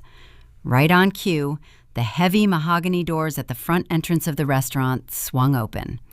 The ambient chatter in the dining room dipped noticeably. I shifted my gaze past my father's shoulder. Marcus Thorne walked into the establishment. The 60-year-old estate litigator wore a bespoke charcoal suit that seemed to absorb the dim lighting. He did not look like a man arriving for a late dinner. He moved with the predatory, unhurried grace of an apex predator circling a wounded target. The staccato pacing of his expensive leather shoes echoed across the polished hardwood floor, a rhythmic, terrifying countdown. He was not alone. Flanking the attorney were 2 large men wearing dark, unstructured suits. The unmistakable glint of metallic badges rested on their belts, barely concealed beneath their jackets. They were plainclothes detectives from the Financial Crimes Division, their expressions hardened and alert. My mother gasped, pressing her manicured hand over her mouth to stifle the sound. The theatrical, performative tears she utilized to manipulate social situations were replaced by wide-eyed, genuine terror. The arrival of law enforcement shattered the illusion of the intervention dinner. This was no longer a private family dispute over a grandmother's care. Marcus navigated through the maze of occupied tables, ignoring the stares of the wealthy patrons. He bypassed the hostess stand and marched directly toward our alcove near the windows. The detectives followed closely, their presence parting the sea of waiters and guests. Richard stopped speaking. His arm remained frozen in midair, his finger still pointing uselessly at the binder. The aggressive red flush in his cheeks faded, replaced by the stark realization that his carefully constructed empire was currently collapsing in real time. The attorney reached our table. He stopped directly behind my father's chair. Marcus did not offer a greeting. He did not extend his hand. He simply adjusted his silver-framed glasses and looked down at the man who had attempted to steal a multi-million-dollar estate. The conflict had breached the perimeter, and the opening shot of the legal slaughter was about to be fired. Marcus Thorne stood directly behind the upholstered chair of the man who had spent 30 years cultivating an aura of absolute dominance. The two plainclothes detectives flanked the table, establishing a physical perimeter that effectively trapped everyone seated. The subtle rustle of Marcus adjusting his bespoke charcoal suit jacket sounded deafening in the sudden vacuum of the dining room. He did not immediately speak. He allowed the sheer weight of his presence to press down upon my father, utilizing silence as a tactical weapon to strip away any remaining illusion of control. Richard Anderson, Marcus said. His voice carried the calm, resonant authority of undeniable leverage. He did not yell. He spoke with the measured cadence of a man reading a final verdict to a condemned prisoner. The emergency conservatorship hearing scheduled for tomorrow morning in the California Superior Court has been permanently dismissed. Susan gasped loudly, a sharp intake of air that bordered on theatrical. Her hand flew to her throat, her manicured fingers clutching the heavy strand of pearls resting against her collarbone. The color drained from her cheeks, leaving her carefully applied makeup looking stark and unnatural against her pale skin. "You cannot do that," she hissed, her voice vibrating with a mixture of indignation and rising panic. She darted her eyes toward the detectives, then glared fiercely at the estate litigator. "You have no legal right to interfere with this family. She is mentally incompetent.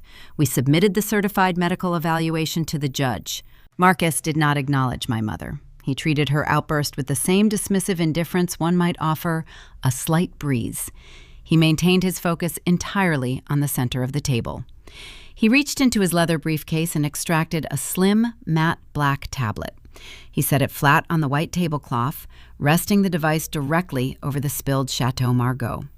He tapped the glass screen twice. A live video application connected with a sharp electronic chime that pierced the quiet restaurant. The screen illuminated, casting a pale bluish glow across the crystal water goblets and the fine china. There, sitting upright in her hospital bed, looking perfectly immaculate in a tailored silk blouse, was Grandma Evelyn. She wore her reading glasses perched neatly on the bridge of her nose. Her silver hair was meticulously styled, not a single strand out of place. She did not look like a frail woman suffering from severe cognitive decline. She looked exactly like the formidable real estate magnate who had built a $6 million empire from the ground up, entirely capable of destroying anyone who attempted to steal it. She raised her left wrist slightly, ensuring the camera captured her tapping her silver watch twice. The perimeter was secure. The trap had snapped shut. "Hello," Richard Evelyn said, her voice broadcasted crisply over the tablet speaker, sharp and unyielding. "I trust the wine you purchased with my stolen capital was satisfactory. I understand you attempted to authorize my transport to a restricted hospice facility on Thursday evening." Richard staggered backward in his seat, pressing his spine hard against the upholstery, as if physically struck by the sound of his mother's voice. His mouth opened, but his vocal cords paralyzed completely. The veins in his neck strained against his expensive silk collar. He gripped the armrests of his chair, his knuckles turning stark white as his entire fabricated reality disintegrated before his eyes. I have been evaluated by 3 independent, court-appointed neurologists this afternoon, Evelyn continued, her green eyes locking onto the camera lens with piercing intensity. They conducted comprehensive cognitive assessments over the span of 4 hours. The medical consensus was unanimous and legally binding. I am entirely lucid. Your fraudulent petition has been struck from the docket, and the presiding judge has referred your forged psychological evaluation directly to the district attorney for immediate criminal review. At the far end of the table, David Sterling realized the structural integrity of the conspiracy had completely collapsed. The venture capital executive recognized that sitting adjacent to my family was no longer a professional liability. It was a direct path to a federal indictment. The tech visionary pushed his chair back violently. The wooden legs scraped harshly against the polished floorboards, a loud grating noise that signaled sheer desperation. He turned his body, attempting to stand up and slip away toward the service hallway before the fallout reached his pristine corporate reputation. He managed exactly 2 steps. The taller of the 2 detectives intercepted him smoothly, moving with the practiced efficiency of law enforcement. The officer placed a heavy, immovable hand directly onto David's linen shoulder, forcing the executive back into his seat with a single downward motion.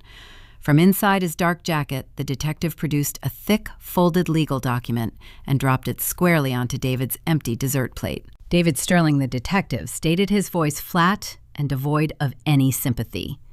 You are being served with a federal subpoena regarding corporate embezzlement, wire fraud, and illicit financial transfers connected to Sterling Consulting, LLC.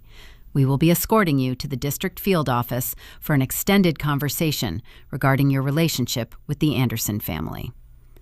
The public execution was absolute. The 40 elite guests occupying the Monterey restaurant watched the destruction unfold in absolute, breathless silence.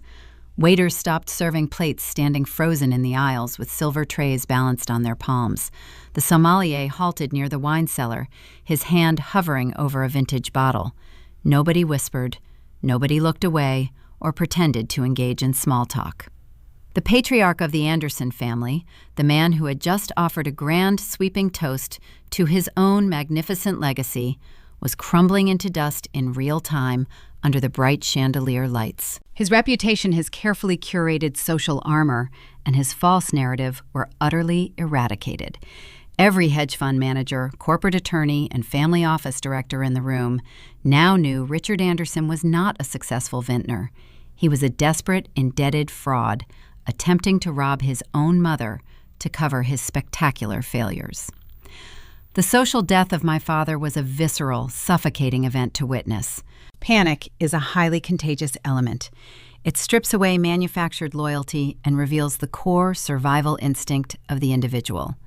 Victoria, realizing the ship was rapidly sinking and taking her golden child status down into the dark water with it, initiated her final survival protocol. The arrogance she had worn all evening evaporated, replaced by the raw, suffocating terror of a woman facing felony identity theft charges. She recognized that the digital footprint she left on her silver laptop had just transformed her from a pampered daughter into a primary suspect. She immediately turned on the people who had enabled her entitlement for 28 years. Victoria shoved her chair away from the table, creating physical distance between herself and our mother. She pointed a trembling, manicured finger directly at Susan. I did not know Victoria cried out, her voice pitching into a hysterical, desperate register that echoed off the glass windows overlooking the ocean. Tears of genuine panic streamed down her face, ruining her flawless makeup.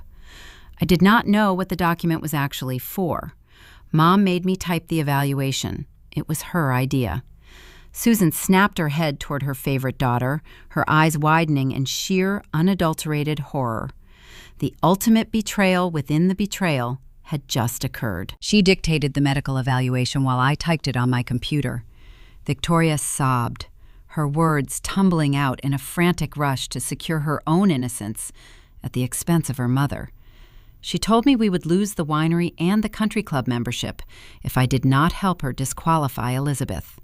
She promised me I would not get into trouble. She made me do it. The silence at our table shattered into 1,000 jagged pieces. Susan stared at Victoria, her mouth opening and closing, as she comprehended that the child she had protected and funded her entire life had just handed her directly to the authorities to save herself. The Anderson family dynamic, built on manipulation, optical illusions, and weaponized competence, had finally consumed itself entirely. The dining room remained locked in a suffocating stillness. Victoria's confession hovered over the white tablecloth, a jagged, undeniable truth that severed the final cord of the Anderson family illusion. Susan stared at her youngest daughter. The golden child, the one she had protected and funded for 28 years, had just traded her mother to the authorities to secure her own innocence. The betrayal registered on Susan's face in slow, agonizing increments. The flawless country club matriarch facade dissolved. It revealed a terrified, desperate woman, realizing she had run out of human shields. The 40 elite guests surrounding our alcove watched the matriarch crumble, their expensive dinners sitting cold on their plates. Having lost her favorite child's loyalty and facing imminent legal ruin, my mother pivoted. Her survival instinct overrode any sense of dignity or shame. She turned her wide, panicked eyes toward me, the reliable daughter, the fixer. She reached across the wide table. Her manicured fingers trembled, brushing against the base of a crystal goblet. The fine cashmere of her sleeve dragged through the puddle of spilled Chateau Margaux, soaking up the dark red liquid like a sponge. She did not notice the stain spreading up her forearm. "Elizabeth, please," she begged. Her voice carried a raw, unpolished desperation that she had never allowed the public to hear. "We are family. We were just trying to keep the winery afloat. You have to help us." I looked down at her outstretched hand hovering inches from my plate. I did not take it. I did not offer the comforting squeeze she expected. Instead, I conducted a silent clinical audit of those fingers. This was the exact hand that had dialed the phone to David Sterling 48 hours ago. This was the hand that had directed Victoria to type the fabricated medical symptoms into a silver laptop.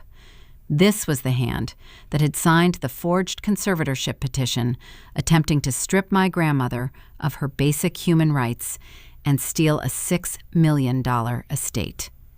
She wanted me to act as the foundation again. She expected me to absorb the consequences of her crimes so she could maintain her comfortable illusions in Carmel. "Family shows up," I said quietly. I borrowed the exact phrase she had utilized to manipulate me for a decade. The words sounded hollow, entirely stripped of their emotional leverage. I kept my vocal register low and measured, forcing her to lean in to hear the finality in my tone. "You did not show up, Mom. You locked the door." Susan recoiled as if she had touched a live electrical wire. She pulled her stained sleeve back against her chest, her mouth trembling, tears ruining her careful makeup. I stood up from my chair. I smoothed the lapels of my $30 thrifted blazer. The simple black garment felt infinitely heavier and more valuable than any bespoke suit occupying the restaurant. I reached into my leather tote bag one final time. I had dismantled the conservatorship. I had exposed the wire fraud. I had watched David Sterling receive a federal subpoena. But Marcus Thorne had instructed me to let Richard arrange his own firing squad, and the execution was not yet complete. I extracted the thick cream envelope bearing the fractured red wax seal, the seal I had broken in the law office hours earlier under the glow of a brass desk lamp. I stepped around the heavy oak chair and stopped directly beside my father. Richard was staring blankly at the mahogany wall paneling. His chest rose and fell in shallow, erratic bursts.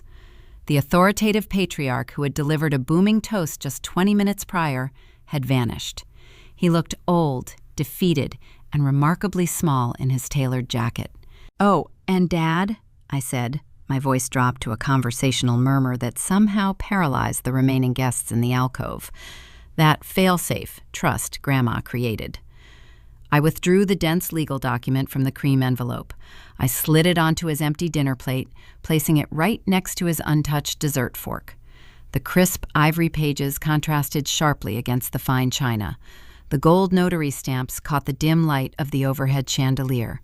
"Evelyn did not just remove you from the will," I explained, watching his eyes slowly focus on the printed text. "She recognized your financial incompetence years ago. She knew you would eventually bleed the vineyard dry and attempt to breach her estate to cover your losses. So she built a secondary, hidden financial entity. She used her remaining liquid capital to systematically purchase the primary debt on your failing winery." Richard lowered his gaze to the paper. His eyes tracked the highlighted paragraphs and the notarized transfer deeds.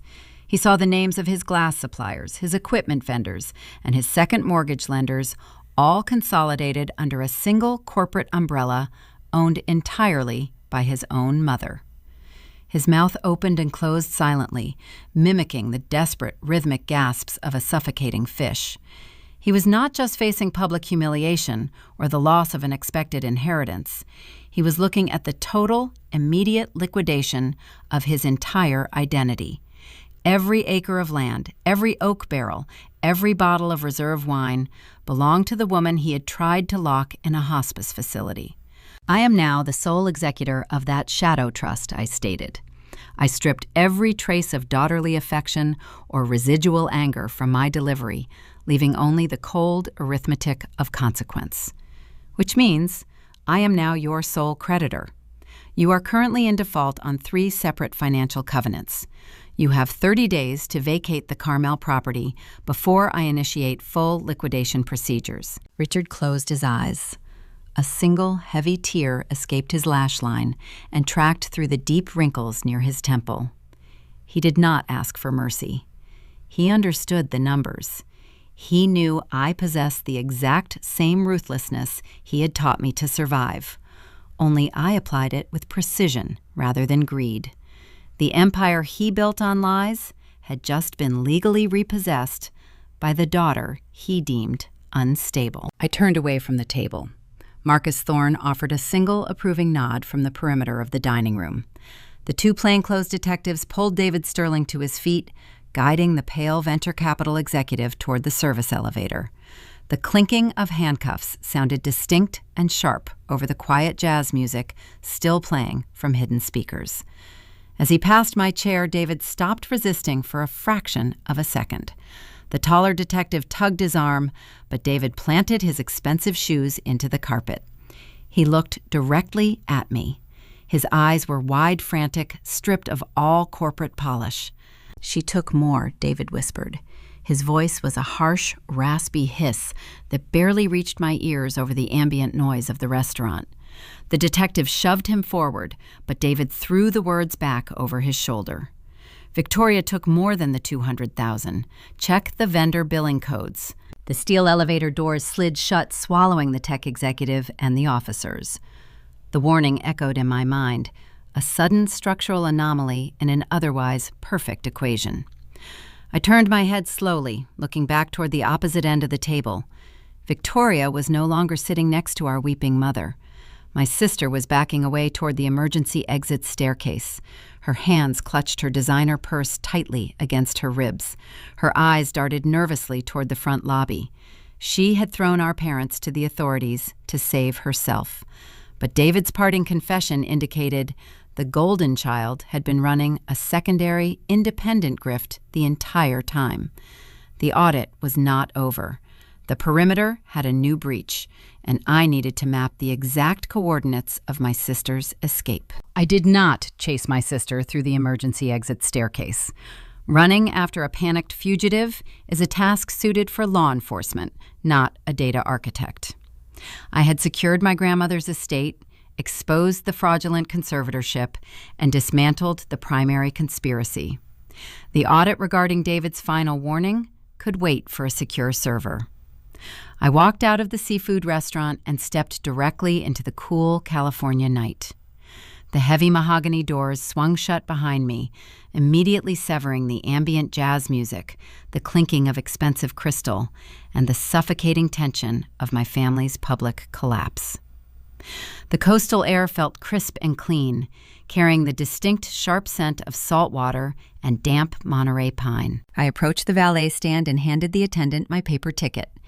He retrieved my vehicle, his movements smooth and unhurried, entirely unaware of the execution that had just occurred on the 38th floor. As I settled into the driver's seat and engaged the ignition, the rising rhythmic wail of police sirens echoed down the coastal highway. The flashing red and blue lights illuminated the dense fog rolling off the Pacific Ocean. The cruisers were heading straight toward the dining establishment to intercept David Sterling. I listened to the sirens fade into background noise as I merged onto the dark asphalt. I did not tap my brakes. I did not check the rearview mirror. I did not need to see my father weeping over his evaporated legacy, or my sister scrambling to invent a narrative that would secure her own legal defense. The initial structural audit was finished, and the primary ledger was closed. Within a month, the reality of my grandmother's shadow trust executed its design with ruthless mechanical efficiency. The formal 30-day notice I had delivered on the dinner plate was not a negotiation tactic designed to elicit an apology. It was a binding legal countdown. Richard attempted to secure emergency bridge loans from his remaining country club associates to satisfy the sudden debt call. He discovered very quickly that social capital evaporates the exact moment criminal investigations begin. Nobody writes a lifeline check to a man facing a district attorney inquiry for elder financial abuse. When the 30 days expired, Marcus Thorne initiated the formal asset seizure. The process lacked any dramatic courtroom shouting or televised spectacles. It consisted of certified letters changing bank routing numbers and the quiet, permanent transfer of property deeds. The boutique Carmel winery, featuring the pristine grapevines my father had used as a backdrop for his curated social media presence, was liquidated. The commercial real estate firm that purchased the acreage did not care about the Anderson family history. They cared only about the soil yield and the municipal zoning permits. My father's name was removed from the wrought iron gates at the entrance. The social elite of Carmel, the same people who had engaged with Victoria's performative social media posts about my mental health, swiftly distanced themselves from the Anderson name. The proceeds from the sale of the land, the imported oak barrels, and the tasting room inventory were routed directly back into Evelyn's primary trust, replenishing the stolen capital my parents had siphoned into the Delaware Shell Company. Susan lost her sprawling estate and her country club membership in a single afternoon, forced to rent a modest condominium inland where the neighbors did not care about her curated image. My mother attempted to host a modest luncheon at her new residence, hoping to retain a fraction of her former status. Not a single person accepted the invitation. The silence she received was a direct reflection of the silence she had weaponized against me. Victoria faced a different caliber of consequence, though she believed she had outsmarted the system. The digital footprint she left, embedded in the metadata of her silver laptop, provided state prosecutors with undeniable leverage regarding the forged medical evaluation. Felony forgery and identity theft carry severe penalties. To avoid serving time in a state correctional facility for the forgery, her defense attorney negotiated a strict plea agreement requiring full cooperation and immediate financial restitution. Legal representation of that caliber bills at $600 an hour. The golden child who had never paid a utility bill, navigated a budget, or worried about a credit card statement suddenly encountered the crushing weight of actual financial responsibility. She was forced to sell her $80,000 electric vehicle just to retain her counsel. She moved out of her luxury coastal apartment and rented a small, noisy studio near a freeway overpass. She secured an entry-level administrative position, answering phones for a local logistics company, a stark contrast to the wellness retreats and luxury vacations she previously enjoyed. Victoria finally learned that finding herself was a privilege, heavily subsidized by the exact people she had tried to erase. However, she paid those initial legal fees with remarkable speed, a detail that resonated with the warning David had whispered to me as he was escorted away. Victoria was surviving the fallout, and her rapid financial maneuvering suggested the extra stolen capital was currently cushioning her fall. David Sterling's venture capital startup imploded less than 48 hours after his public arrest at the restaurant. A tech firm simply cannot survive when its chief executive officer is indicted for utilizing a corporate entity to wash stolen funds. The board of directors convened an emergency session, voted to dissolve his remaining equity, and attempted to salvage the brand. His clients, prominent tech conglomerates and healthcare providers who required ironclad data protection, panicked. They scrambled to find new infrastructure management before their own operations suffered a breach. They needed an architect who understood their back-end systems and possessed an unassailable ethical record. I answered their calls. I utilized my own personal savings accumulated over 6 years of grueling 70-hour work weeks to secure a commercial lease in Silicon Valley. The new office smelled of fresh paint and ozone. I set up the server racks myself, configuring the firewall protocols with the same meticulous precision I used to build my defense binder. I registered my own data security firm. I did not seek outside venture capital angel investors or board oversight. I retained total ownership. I hired 3 junior architects who shared my dedication to structural integrity. We spent our days analyzing threat vectors and our evenings securing cloud environments. The rhythm of honest work replaced the chaotic unpredictability of managing my family's manufactured crises. Within 3 weeks, half of David's former client roster migrated their lucrative contracts to my new enterprise. They did not transition because they felt sympathy for my family drama. They transitioned because I had built the encrypted pipelines that kept their data secure during the previous holiday surges. They valued quiet competence over polished venture capital lies. My professional reputation remained untouched by my parents' sabotage. Society conditions us to revere the concept of family as an unbreakable contract. People will call you cruel for enforcing boundaries. They will label you cold, calculating, and unforgiving when you refuse to absorb the cost of their poor decisions. They will eagerly use the word unstable the moment you stop acting as their structural foundation. It is a defense mechanism designed to keep the reliable child in line. The label of instability is often assigned to the person who finally stops tolerating the dysfunction. It is easier for the architects of a toxic dynamic to point a finger at the person walking away than to examine the ruin they created. But here is the profound truth I learned while building that navy blue binder in my quiet apartment. Boundaries are not a punishment. They are truth, delivered without apology. When the individuals who are supposed to protect you utilize your own loyalty to construct a trap, you do not owe them a gentle explanation. You do not owe them a comfortable transition, a monthly stipend, or a tearful reconciliation. You owe yourself a quiet Tuesday morning. You owe yourself the dignity of a meticulous, receipt-backed audit. And you owe a profound debt of gratitude to a sharp-minded grandmother who knows exactly when to call her attorney. Let me take you forward in time, 6 months after the execution at the seafood restaurant. The transition from the coastal fog of Monterey to the sharp, innovation-driven air of Palo Alto marked the beginning of my new reality. The legal fallout from that Sunday evening was swift and merciless unfolding with the sterile efficiency of a properly coded algorithm. David Sterling did not possess the psychological fortitude required for a protracted federal court battle. When government investigators subpoenaed his internal corporate communications and matched the routing numbers to the Delaware shell entity, the tech visionary fractured within 72 hours. He accepted a formal plea arrangement, exchanging his silence and his venture capital career for a reduced sentence. A federal judge handed him 3 years in a minimum security correctional facility for corporate fraud and embezzlement. The polished executive who had handed me a severance package without making eye contact was reduced to an inmate registry number. My parents faced a different caliber of ruin. The 30-day eviction notice I delivered on the dinner plate was not a negotiation tactic. It was a binding legal countdown. Richard attempted to secure emergency bridge loans from his remaining country club associates to satisfy the immense debt call.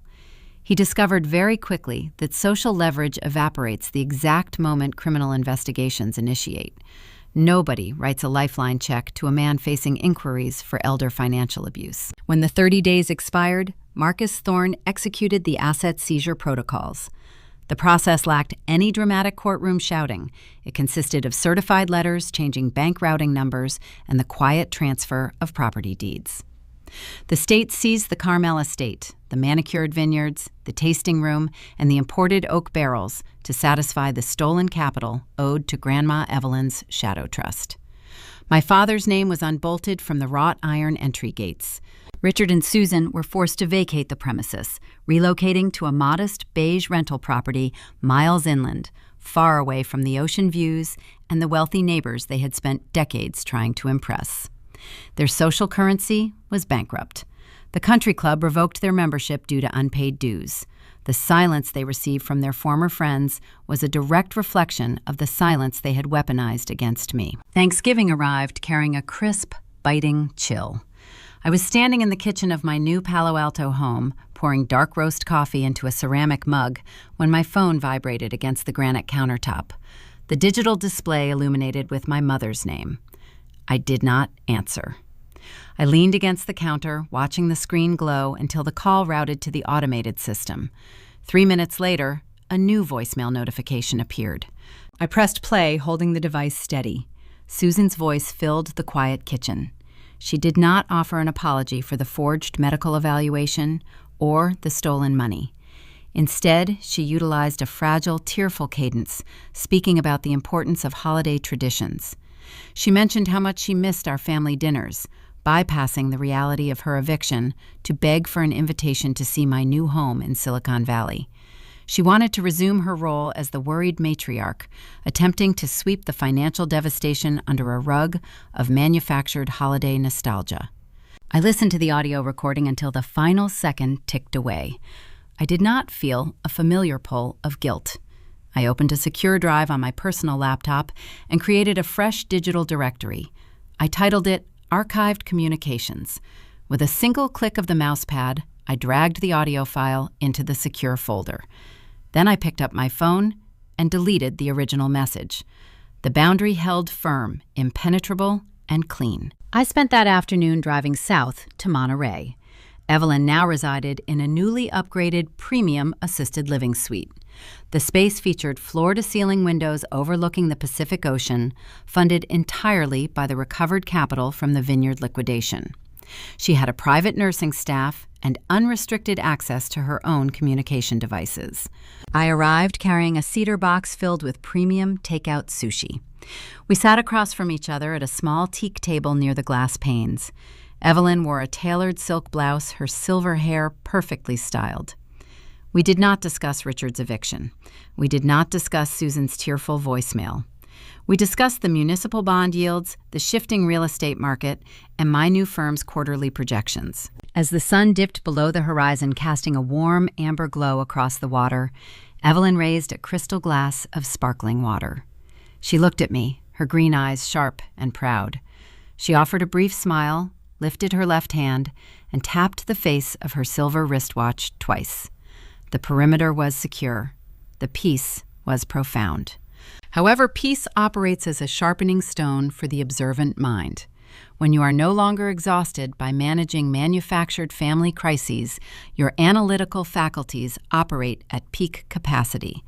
My new data security firm, funded entirely by my own savings, grew at an exponential rate. We absorbed half of David Sterling's former client roster within the first quarter. Prominent technology companies and healthcare providers transitioned their lucrative contracts to my enterprise because they valued an architect who understood back-end infrastructure and possessed an unassailable ethical record. I hired 3 junior developers who shared my dedication to structural integrity. We spent our days analyzing threat vectors and our evenings securing cloud environments. In early June, we secured a primary contract with a prominent Silicon Valley tech conglomerate. They requested a comprehensive diagnostic audit of their internal payment gateways prior to a major software launch. I initiated the diagnostic protocols late on a Tuesday evening. The office was empty save for the low, steady hum of the cooling fans in the server room. My dual monitors displayed thousands of lines of vendor billing codes, a cascading waterfall of numbers, routing destinations, and payout schedules. I read financial data the way musicians read sheet music. I look for the harmony, and I listen for the discordant notes. At 11:14 at night, the rhythmic scrolling halted. A jagged anomaly broke the pattern. It was a recurring monthly disbursement, $15,000, categorized under independent consulting fees. The payment structure mirrored the exact obfuscation techniques utilized by the Delaware shell company David Sterling had managed. The vendor lacked a standard corporate footprint. There were no physical office addresses listed, only a post office box and a digital routing code. I leaned closer to the monitor, the glow of the screen reflected in the dark window pane behind my desk. I isolated the routing digits. Using the same encrypted trace protocols I had utilized to dismantle my father's operation, I tracked the digital footprint through 2 secondary proxy accounts. The destination led directly to a boutique marketing agency registered in the state of Nevada just 3 weeks prior. I pulled the raw incorporation documents from the state registry. I scrolled past the boilerplate legal text, searching for the registered agent line. A ghost from the Carmel by the Sea fallout had not entirely vanished. Victoria's name sat printed in crisp black ink on the registration line. My sister, the golden child, who had forged my psychological evaluation and traded our parents to the authorities to secure her own plea deal, was listed as an independent consultant on my new client's payroll. She was drawing $15,000 a month for a ghost position. She had found a new host to attach herself to, and she was utilizing the exact same fraudulent credentials she had used to orchestrate my termination. The audit was not over. The perimeter had a new breach, and I possessed the master key. The view from my new corner office offered an unobstructed panorama of the San Francisco skyline.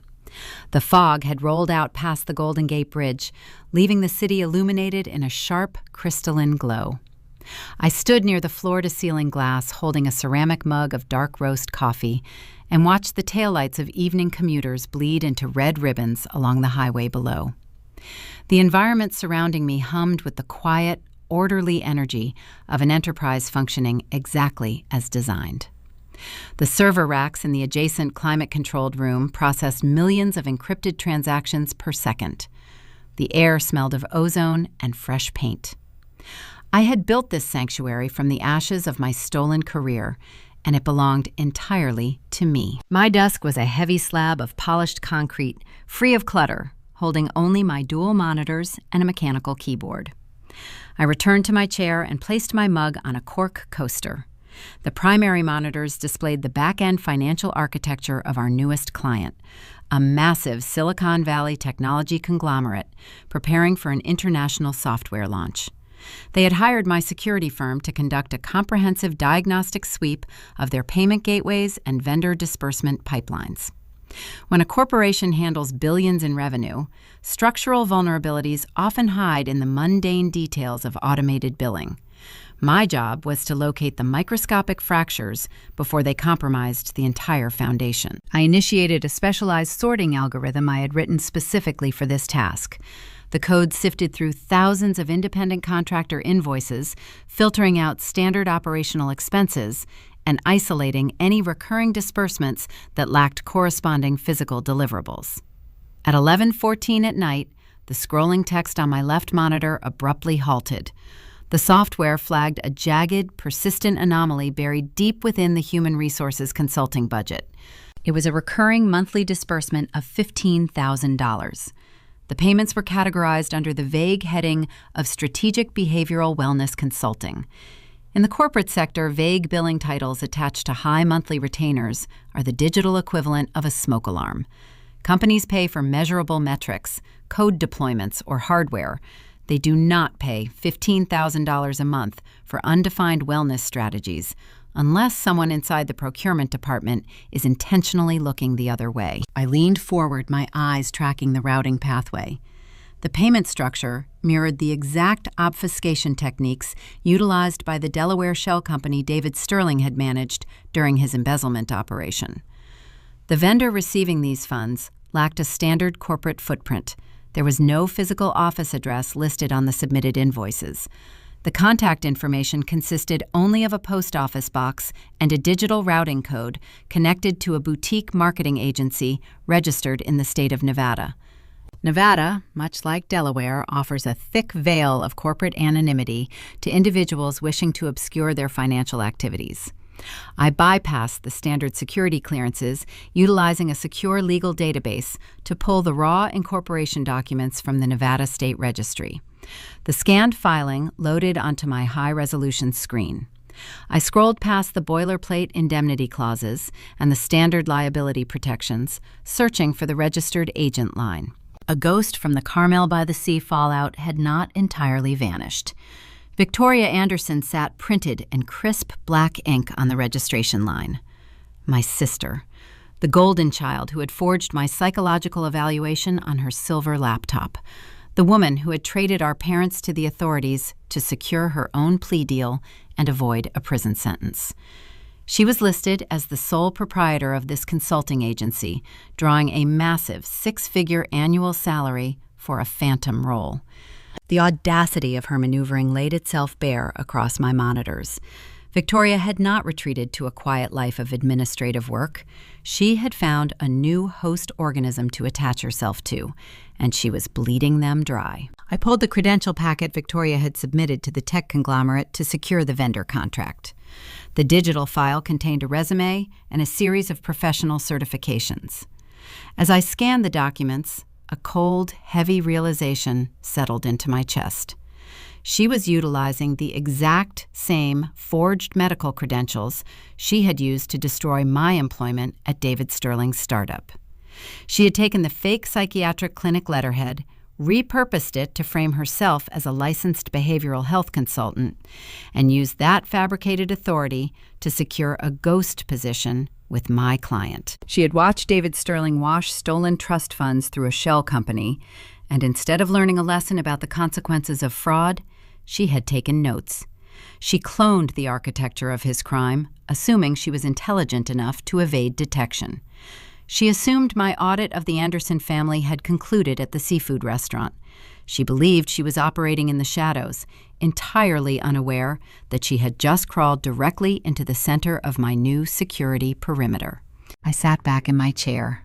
The soft glow of the monitors reflected against the dark glass of the office windows. I did not feel a sudden spike of adrenaline. My resting pulse remained flat and steady. I did not feel the familiar, suffocating weight of family betrayal, nor did I feel the hot sting of anger. The emotional tether that once tied me to my sister had been severed months ago.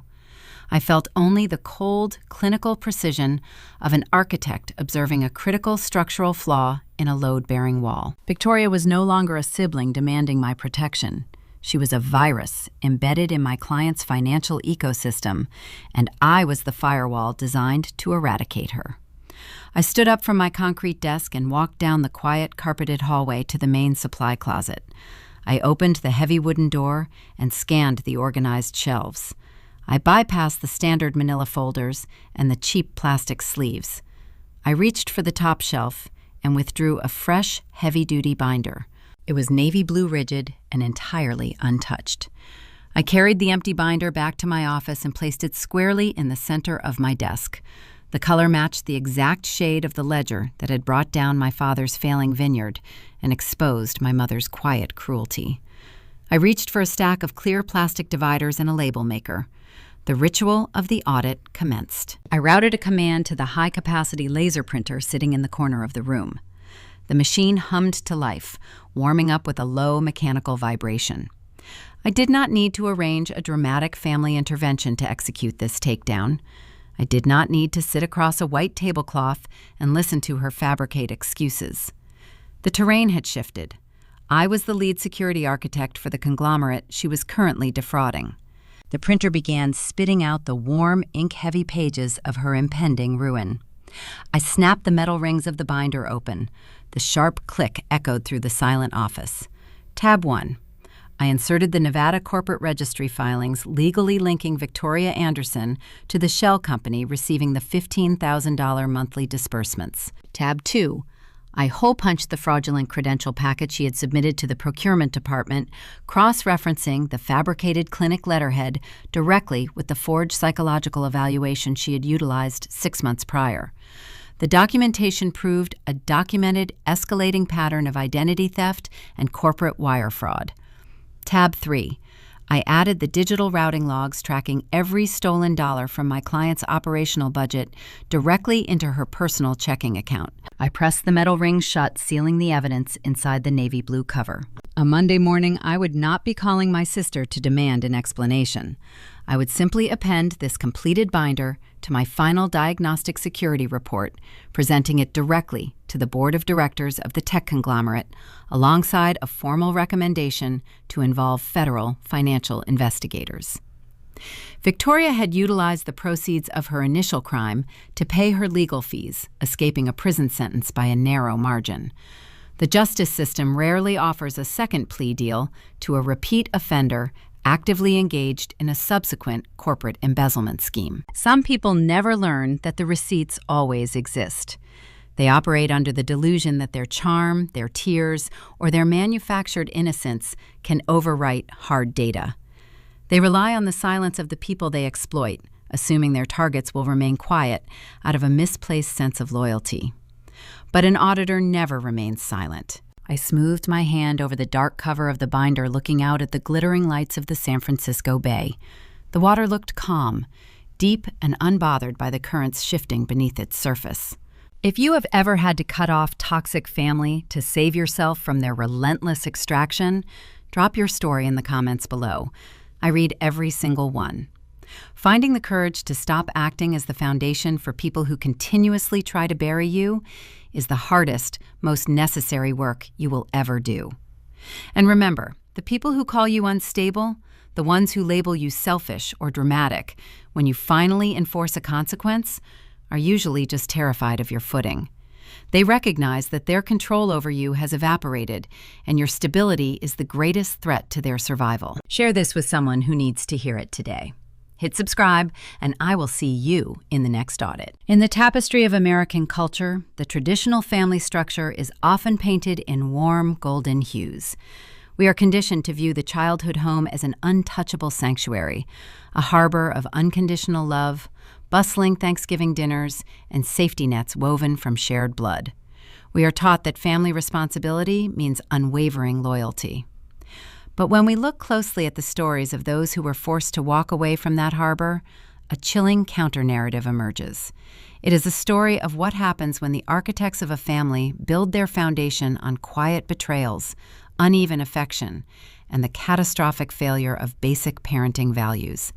The narratives of children who had to become their own protectors, who traded their familial bonds for navy blue binders of receipts, changed locks, and frozen trusts, serve as a profound mirror.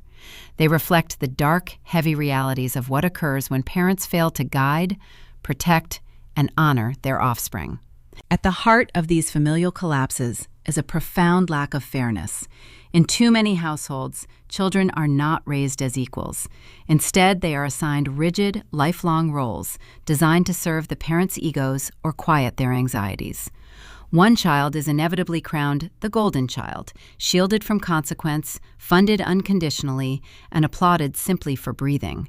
They receive the brand new cars, the extravagant weddings, and the perpetual benefit of the doubt, regardless of their own reckless choices. The other child is quietly designated as the backup plan. This is the reliable one, the one praised not for who they are, but for what they can absorb. They are expected to endure the mildewed mattresses on concrete garage floors, the empty chairs at their basic training graduations, and the subtle cutting remarks delivered over expensive wine. When parents weaponize a child's competence, demanding that they bear the emotional and financial weight of the entire family, while receiving none of the nurturing, they are not raising a child. They are exploiting an asset. True family responsibility requires the emotional awareness to see each child as an individual, deserving of equitable love and support, rather than a utility to be drained. Honesty is almost always the first casualty in a toxic family dynamic. We see parents who rewrite history in real time to protect their carefully curated social image. They lie about where the money went, hiding years of child support in a dusty box to fund their preferred narrative.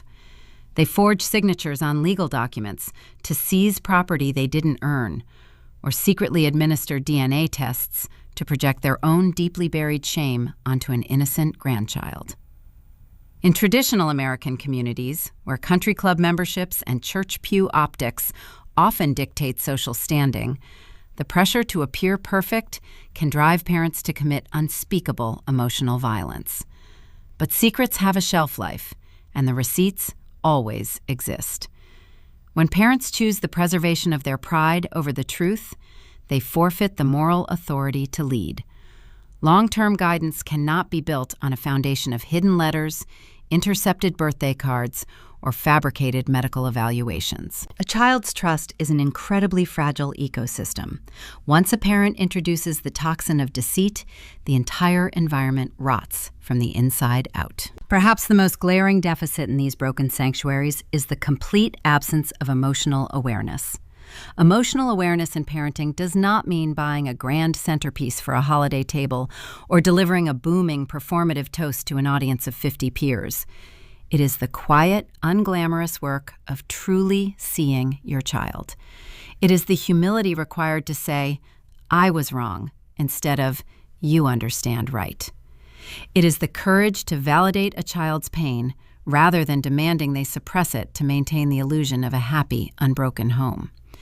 When a mother weeps theatrical tears because she has been caught in a lie, or a father lashes out with police calls and legal threats because his daughter finally set a boundary, they are demonstrating the emotional maturity of a toddler holding a match.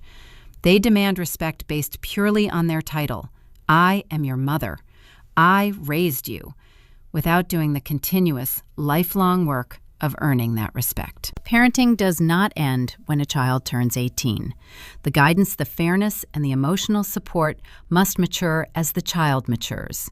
When it doesn't, the relationship inevitably collapses into a cold, devastating transaction. The ultimate lesson extracted from these shattered family portraits is that boundaries are not a punishment. They are truth delivered without apology.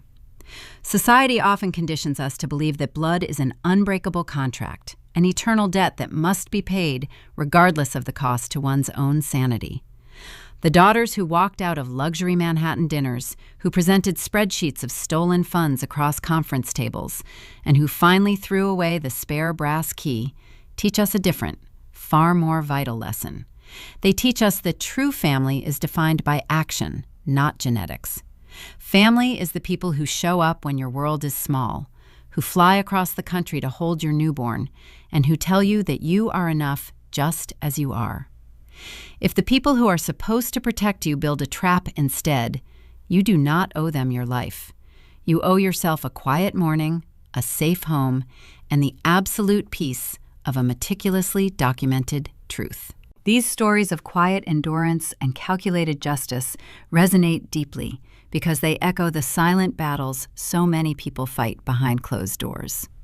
If you have ever been the reliable one who held the foundation together while being told you weren't enough, if you have ever had to enforce a devastating boundary to save your own life, you are not alone. Join our community of survivors and strategists. Hit subscribe and follow the channel Vega Vengeance for more stories of toxic family dynamics, meticulous audits, and the undeniable power of walking away. Share your own experiences in the comments below, because every truth spoken weakens the power of a lie. In the end, as the dust settles and the noise of the confrontation fades, we are left to look at the empty chairs and the locked doors.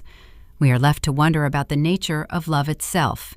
Is a family a place you are automatically born into, or is it a fortress you must construct with your own two hands, using only the materials that prove strong enough to bear the weight? When the smoke clears and you are standing in the quiet aftermath of your own liberation, you might look in the mirror and realize the most profound truth of all. The people who called you unstable were simply terrified of your footing. And the peace you feel in their absence might just be the very love you spent your entire life waiting for them to give.